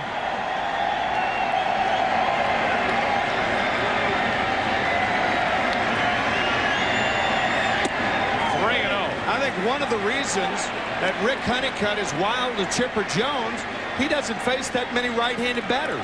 This is a very unusual sight for Rick Honeycutt, used almost primarily for left-handed batters. 3-0 pitch. Caught the outside corner, and Joe West pulls Chipper Jones back to the plate. That's a strike on a 3-0 count. I don't know if he would call this same pitch a strike 3-1 or 3-2. A little bit off the outside corner. 3-1 from Honeycutt. Same pitch. Now it's ball 4. So Honeycutt went right back to that pitch. Let's give you a look at it. Well, it's not uncommon for umpires in both leagues on a 3-0 count to call a borderline pitch a strike. Honeycutt comes back with the same pitch on the 3-1 count. This time it's a ball. Okay, we have our situation again. Fred McGriff, the batter, against the left-hander. Do you bunt here? Tom Pagnozzi coming out. Fred McGriff walking against Tony Fossis his last time up. Ryan Klesko still on deck. But Bobby Cox with a right-handed hitter available to him. Interesting sequence right here. Lost in this game is the work done by the rookie Alan Bennis. Yeah. An inning and a third. A perfect baseball. Strike 1 on McGriff. I think if Bobby Cox had more confidence in Fred McGriff's ability to put down a bunt, he would be bunting right here, because Freddie has not taken good swings in this series. This is an extremely tough matchup for Fred McGriff. Yeah, that's a good point, because the only reason he's not bunting now is because he can't bunt. He's never called on to bunt. 1 ball, 1 strike. Huh, look at that. Last time he laid one down, he was not wearing an Atlanta uniform. No, he wasn't shaving either. With the Toronto Blue Jays. 1 ball, 1 strike on McGriff. 1 on, nobody out. Go ahead, run aboard for Atlanta, 8th inning. Wouldn't chase it. 2-1. And La Russa and the Cardinals wanted that call. Staying away from Fred McGriff's power, keeping the ball on the outside part of the plate. That time a little sharp slider. The 2 pitches before, bigger breaking balls. Jones a leadoff walk. Go ahead, run it first. And a 2-2 count on McGriff. Hey, in fairness to Fred, he has faced some nasty pitching in this series by the Cardinals. It usually happens when you're going poorly and you're not seeing the ball well. You get the toughest pitchers pitching against you, making the toughest pitches.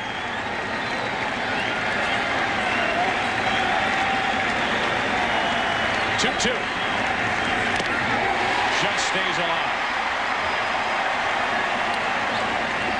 Rick Honeycutt still has one of the best curveballs of any pitcher in baseball. McGriff trying to even dive out towards home plate a little bit, but that ball just keeps running away from him. Not able to get the head of the bat on it, but does stay alive. Buys himself 1 more pitch. That pitch, true to its name, it actually slides away from the hitter.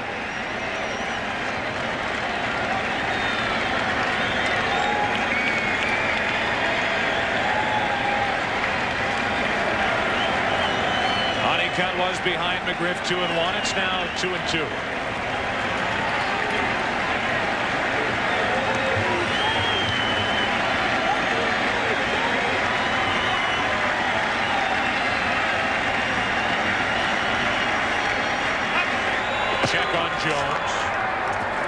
Jones during the regular season, 14 stolen bases in 15 tries. You know, Now, normally you say, well, forget about the stolen base, forget about the bunt. But with McGriff going the way he's going, anything could happen. Right. And if he does hit the ball, he's not likely to pull it into that hole. 2-2. Should be the first out of the inning. Foul ball, strike one. I should say out number one. It was a foul ball, not fair. And McGriff is now 1 out of 13 in this NLCS.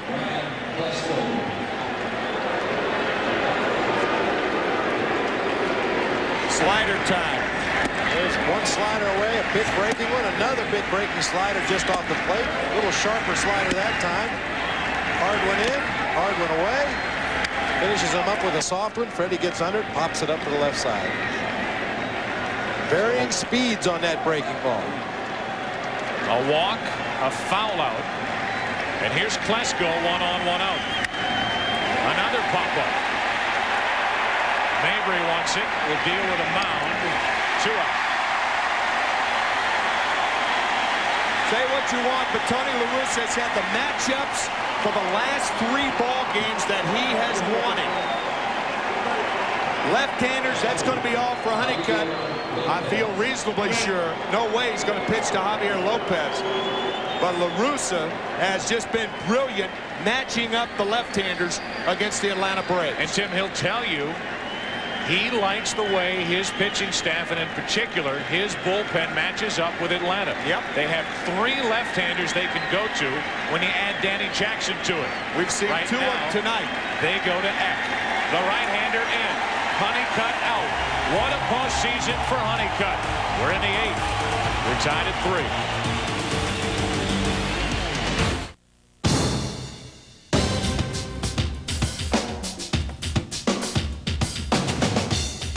Driving a supercharged Riviera is a pretty racy form of entertainment. And now, with these special low lease rates, it's more exhilarating than ever.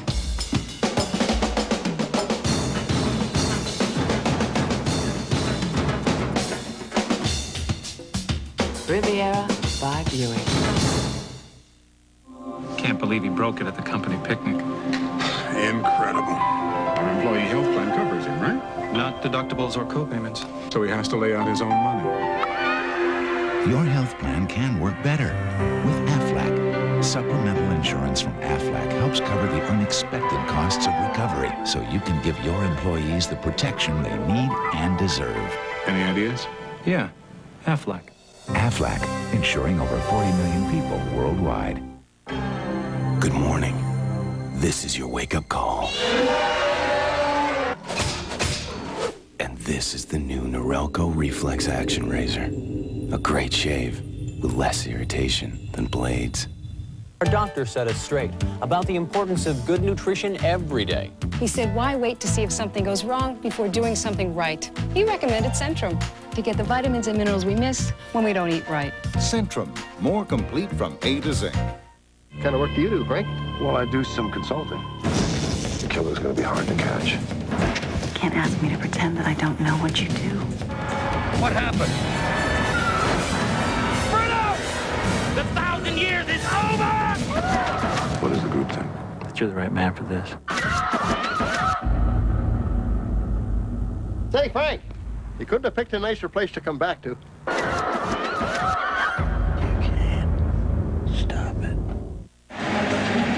Dennis Eckersley has 15 postseason saves, 11 in league championship play.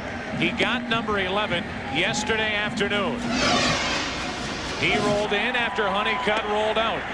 He gets Grissom on 3 pitches, looking, swinging, looking, and then he gets Lemke on the 400-foot fly ball to center. Eckersley rung him up. Number 11 in LCS play. And he's making his 18th LCS appearance. During the regular season, 0-6, but 30 saves. There's his postseason. He has been tremendous. And no surprise, a 0 in that walk column. I mentioned it earlier. Mark Lemke told his Brave teammates, if that comes in the game, you got to swing the bats. He's not going to walk us. He's not going to nibble. He's going to come right after us. The Braves down 2-1 Came into the bottom of the 7th inning tonight, leading 3-0. 2 out, nothing shaking until a hit by Mabry, a walk to Pagnazzi, a pitching change, a 2-run triple by a rookie Dimitri Young, a walk and an infield hit. That's tied it. The Braves get a leadoff walk in the 8th inning. Now 2 out, and the batter is Javi Lopez.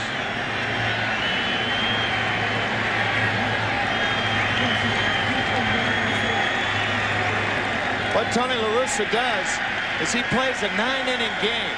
If Atlanta can get into extra innings in this ball game, they have a much better chance than the Cardinals, because Tony La Russa using his pitchers to win in 9 innings, hoping the Cardinals can come back in either the bottom of the 8th or the bottom of the 9th. The one luxury he does have is Danny Jackson, normally a starter out in that bullpen. Pitch a little high to Javi Lopez, ball 1. Well, Eckersley with this trademark delivery, the high leg kick, breaks the hands early, drops down, low 3/4 delivery. One knock on Dennis Eckersley is he does not hold runners at first base. He does not like to throw to first base. He will step off and freeze the runner, but very rarely will he pick off at first base. Lopez breaks his bat. Alicea the flip, inning over. We go to the bottom of the 8th inning. Honeycutt and Eckersley do it again. Gant will lead it off. Tied at 3.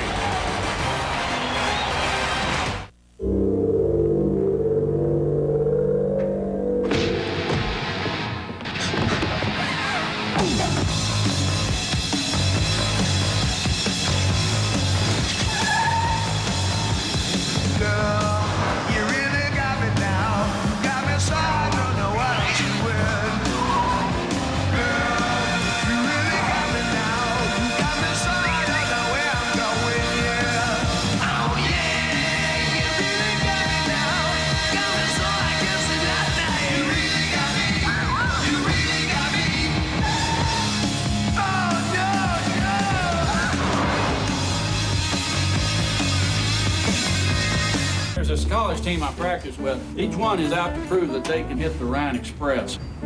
After a day of fastballs, it's Advil for me. Nothing has shown me that it works better or lasts longer than Advil. I love that sound. Advanced medicine for pain. Hey, Max, glad I caught you. You know what I just discovered at Pizza Hut? The perfect pizza. Not too thick, not too thin. Just like, pizzeria pizza. Freshly baked every day. And here's the kicker. A ring of cheese baked right into the crust. Imagine. Why are you telling me? I'm a dog. I'm telling everyone. Discover Pizzeria's Stuffed Crust Pizza. Now we've got your pizza. And the best part is, it's only $8.99 for a large with 1 topping. This is a Fox News update. President Clinton relaxed in New Mexico today amid reports of a scandal brewing over campaign contributions from Indonesia. This has been a Fox News update.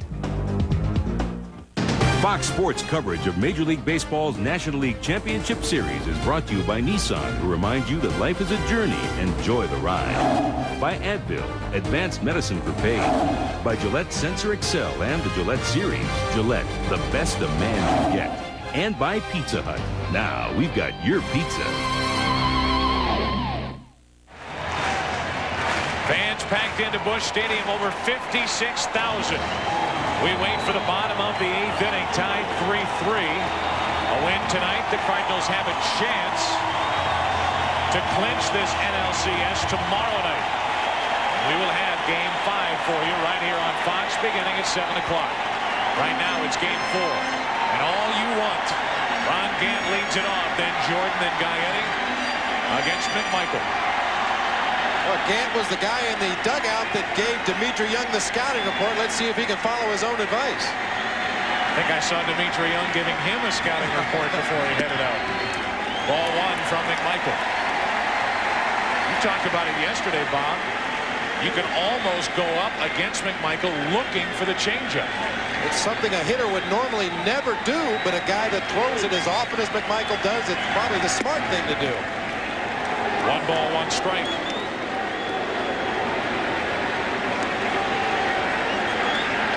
Gant has already been a hero in this series. His biggest day as a Cardinal yesterday with 2 home runs. 2-1.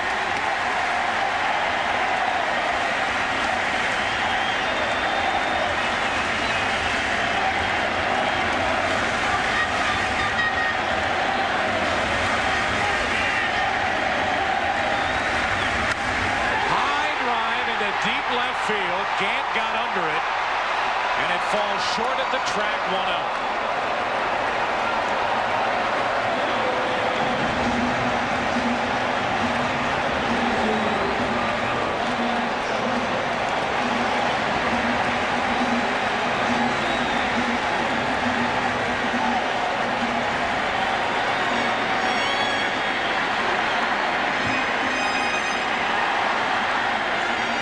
And a collective exhaling in the Atlanta dugout.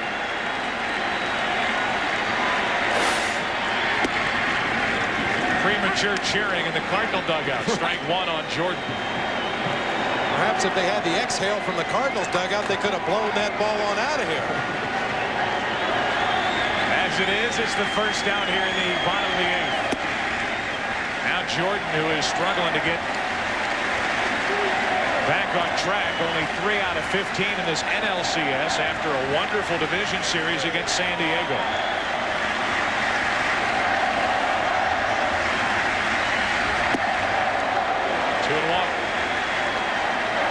It's interesting that Bobby Cox has Chipper Jones at third off the line. And the reason I say that, Brian Jordan's not a pull hitter, but Greg McMichael throws changeup after changeup, and that's the pitch you're more apt to pull. Pulls it into left. Klesko watches it lead. 4-3 St. Louis.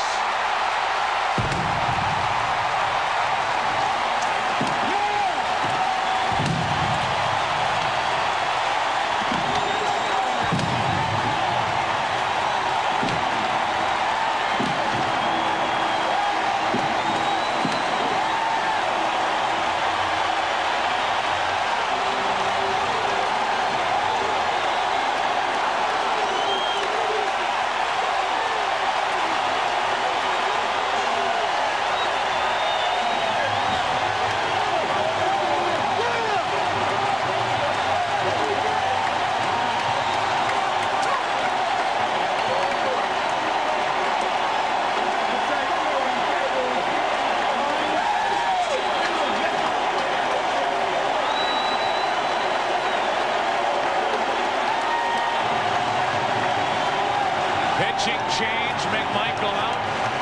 He gave up the lead in the 7th. He gives up the tie in the 8th on this. Changeup pulled.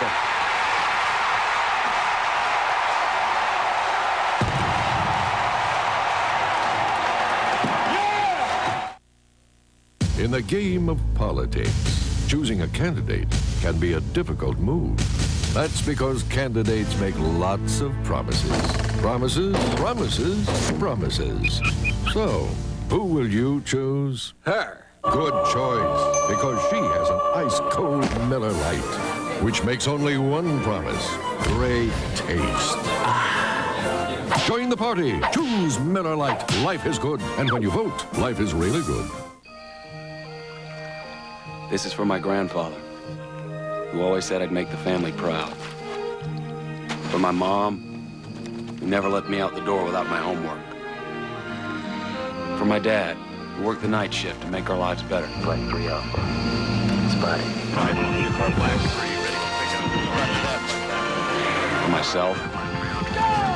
For my future.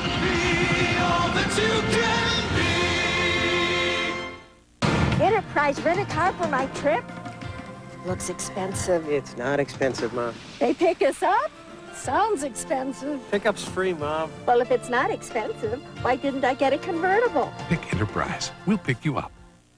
First came Tagamet, then Zantac, then Pepsid, but the newest, Axid, now in non-prescription strength as New Axid AR. A medicine so effective for many, Axid AR can prevent heartburn completely. New Axid AR. Tuesday. I'm ready to suck back a cold one. Meet America's newest illegal aliens. Open wider.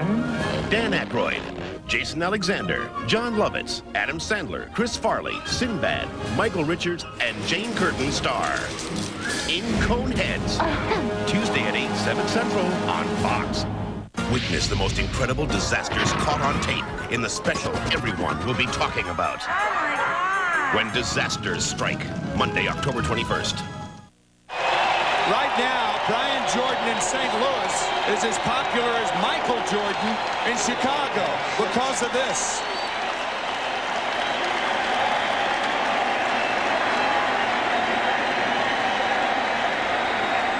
And after that home run, Vesuvius erupted here in St. Louis. The stadium was shaking. The press box was rocking and rolling. Wow. Just sitting on a changeup. Ronnie Gant sat on a changeup, just got under it a little bit. Dimitri Young celebrating in the dugout. Brian Jordan didn't miss his changeup.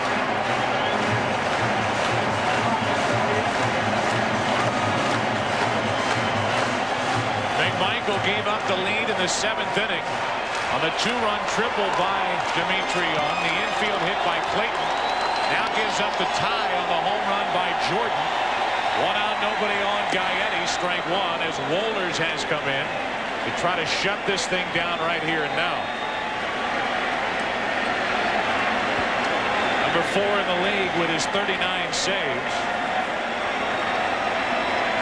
He has had 5 straight saves in postseason play, tying a record set by Rick Aguilera in 1991, but no save chance here tonight.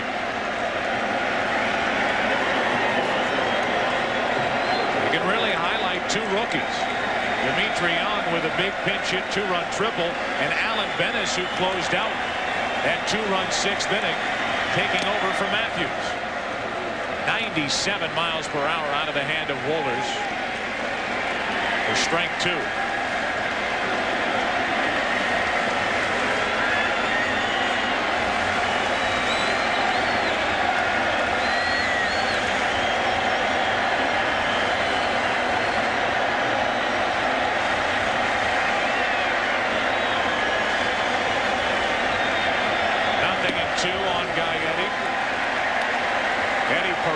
Is taken over behind the plate. He came in when Wohlers came in. Mock chop.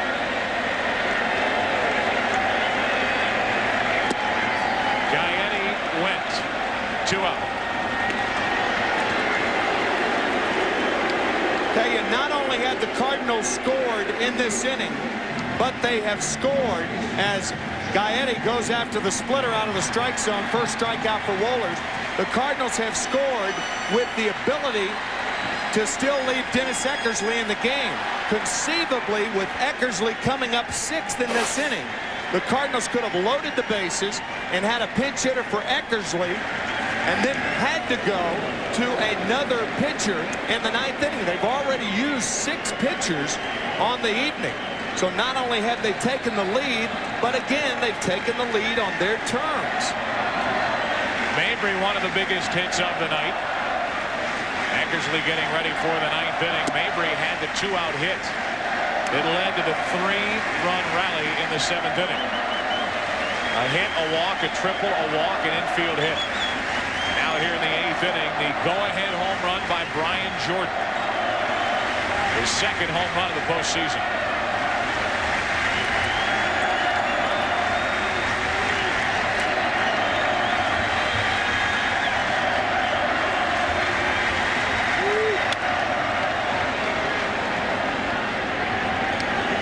I know people talked before this game saying this is not a must-win situation for Atlanta. It's not a must-win situation for Atlanta in that there is a tomorrow. But this is a game that has slipped away, and a chance that has slipped away to tie this series. They face a 3-1 deficit if they can't overcome this 1-run game. Mabry comes up empty. The Braves have one more shot. Eckersley back to work. Jordan back to right.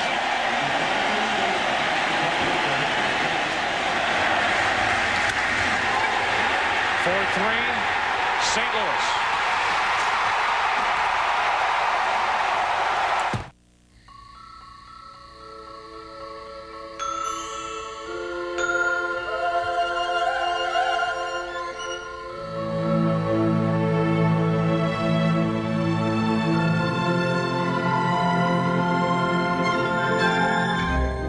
Designed Nissan Maxima, it's attracting a lot of attention.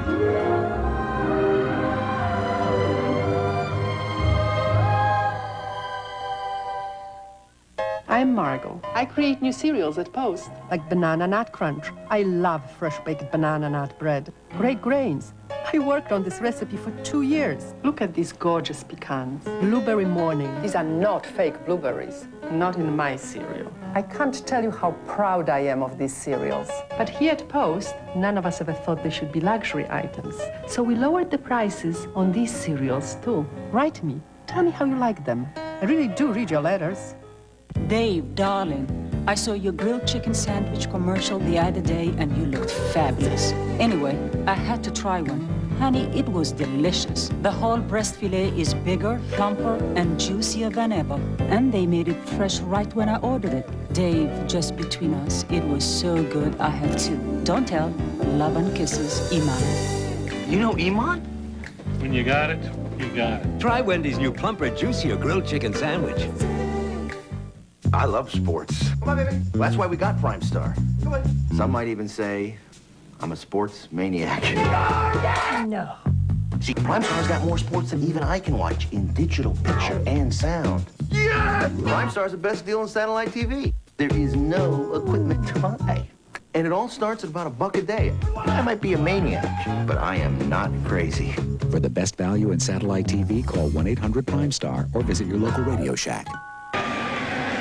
We are back for the 9th inning. So is Dennis Eckersley. He takes to the hill. Brian Jordan goes deep. A rare home run off McMichael, who allowed only 4 during the regular season. This makes it 5 for 1996, and by far the biggest.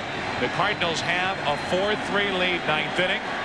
Coming up, we'll all award today's Chevrolet Player of the Game, and we are going to see, guys, the managerial wheels spin here in the 9th inning. And it may not include Terry Pendleton, even though he is hitting off the tee, because the double switch made by Bobby Cox has his only other catcher batting 9th, and he's a right-handed hitter.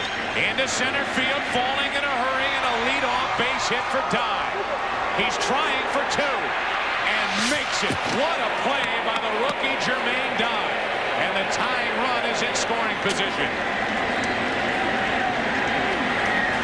I misspoke. It could include Terry Pendleton because Joe Aralt is the 3rd catcher as Jermaine Dye rifles one to left center field.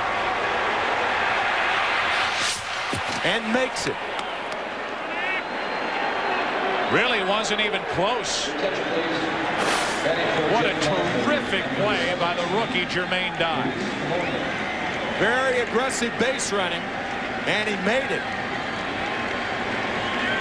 So I guess when you think about the double switch, Eddie Perez batting 9th, what Bobby Cox is trying to do is protect Mark Wohlers and not Eddie Perez. Here's Polonia. Pinch hitting, and right now at least showing no signs of bunting.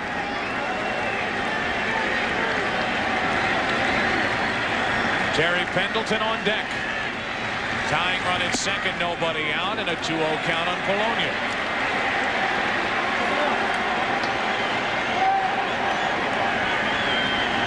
Polonia needs to hit this ball to the right side of the field. If they're not going to bunt the runner to third base with nobody out, it's imperative that he pull that ball. Big rip, strike 1. And he did not have a pitch to pull then. A high fastball up and away. Eckersley trying to keep the ball away from Polonia to prevent him from doing what you just said.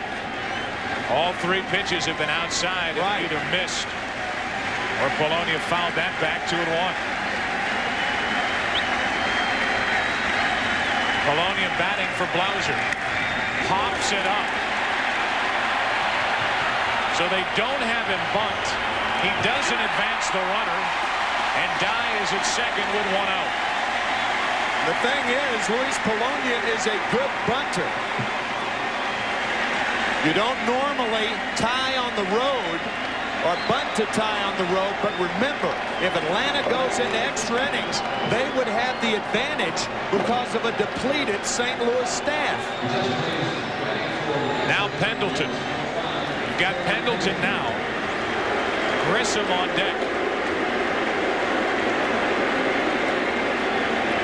Pendleton pinch hitting. Batting for Perez.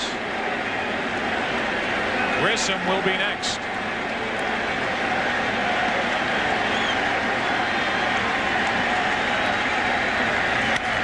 Another pop-up. It's foul. And will get out of play for strike one. Eckersley really put a wrinkle in his delivery, literally, to Luis Polonia. After Polonia fouled back that 2-1 fastball, Eckersley, who has not had good luck with his fastball to left-handers this year, threw him a curve.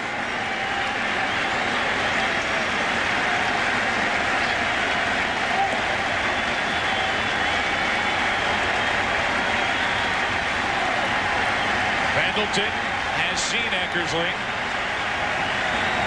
14 times, has only the 2 hits. A hit here might tie it. Pop up left side, and that will get out of play. Strike 2. Jermaine Dye has already shown us his speed on the bases. Ronnie Gannon in left field, the weakest arm of the Cardinal outfielders right now. Willie McGee in center field, a better than average arm. Brian Jordan, a great arm in right field. But McGee is playing very deep in center field. A base hit up the middle will score Dye easily. Matter of fact, all the outfielders are playing deep.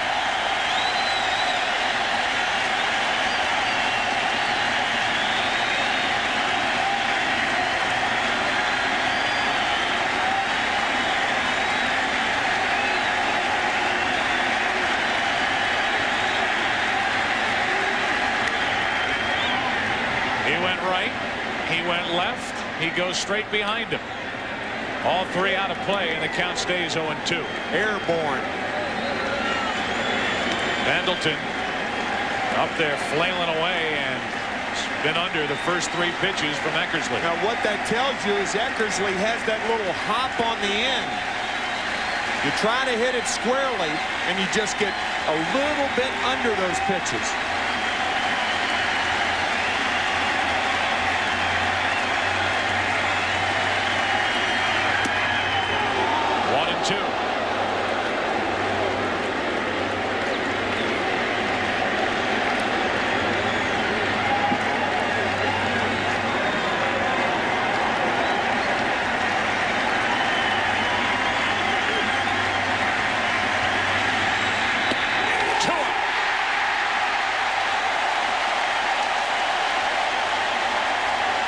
The same pitch he threw to Luis Polonia. Breaking ball. A wrinkle. It appeared he took quite a bit off this pitch, too. He throws a harder slider. This one, you can see the frisbee spin. Just a roundhouse sidearm curveball. Terry Pendleton out front.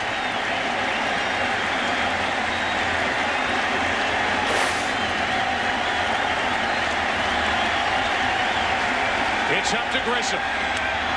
Strike 1.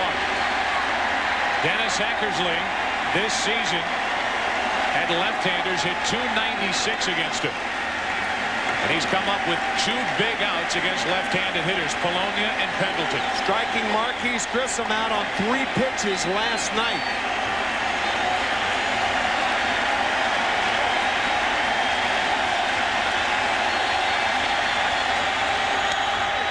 Strike 2.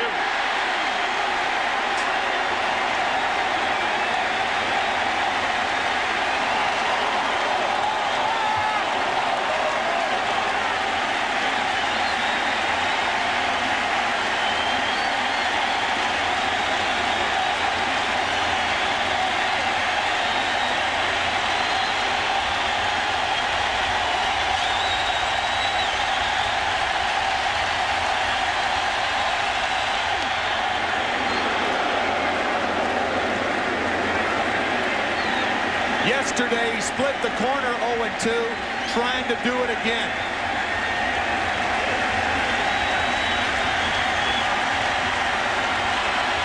A ball and 2 strikes on Grissom. Ball game.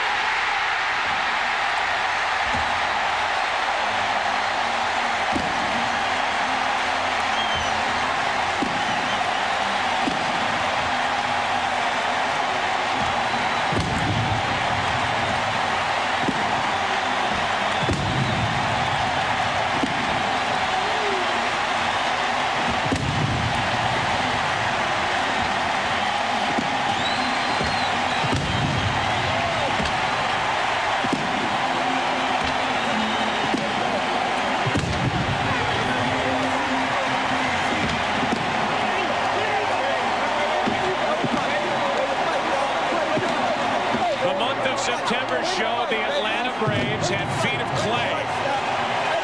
That clay now may be starting to crack. 3-1. The St. Louis Cardinals are up on the Atlanta Braves, trying to take the next step tomorrow night and meet the New York Yankees in the World Series. Today's Chevrolet player of the game, Dimitri Young, the 2-out, 2-run triple. He then scored the tying run on the infield hit by Clayton, and then in the 8th inning, the 1-out home run by Jordan.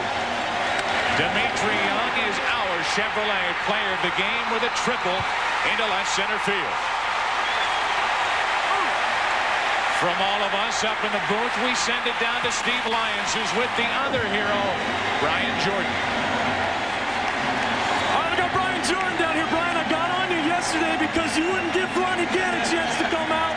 Now you go deep, and you don't come out. What's up with that? Well, I tell you, I was so excited, so pumped up. I was just walking around in the dugout, you know. I think this game belongs to the young kid, Dimitri Young. He really came up big.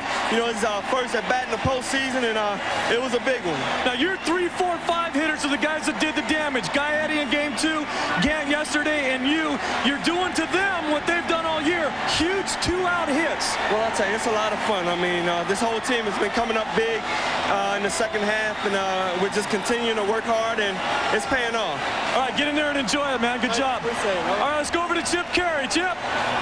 All right, Steve Lyons, thanks a lot. And the Babes shall lead these Cardinals. Alan Bennis, Dimitri Young, and Brian Jordan have given the Cardinals a 3-1 lead in this best-of-7 matchup. Remember, no team in National League Championship Series history has ever come back from a 3-1 deficit to advance to the World Series.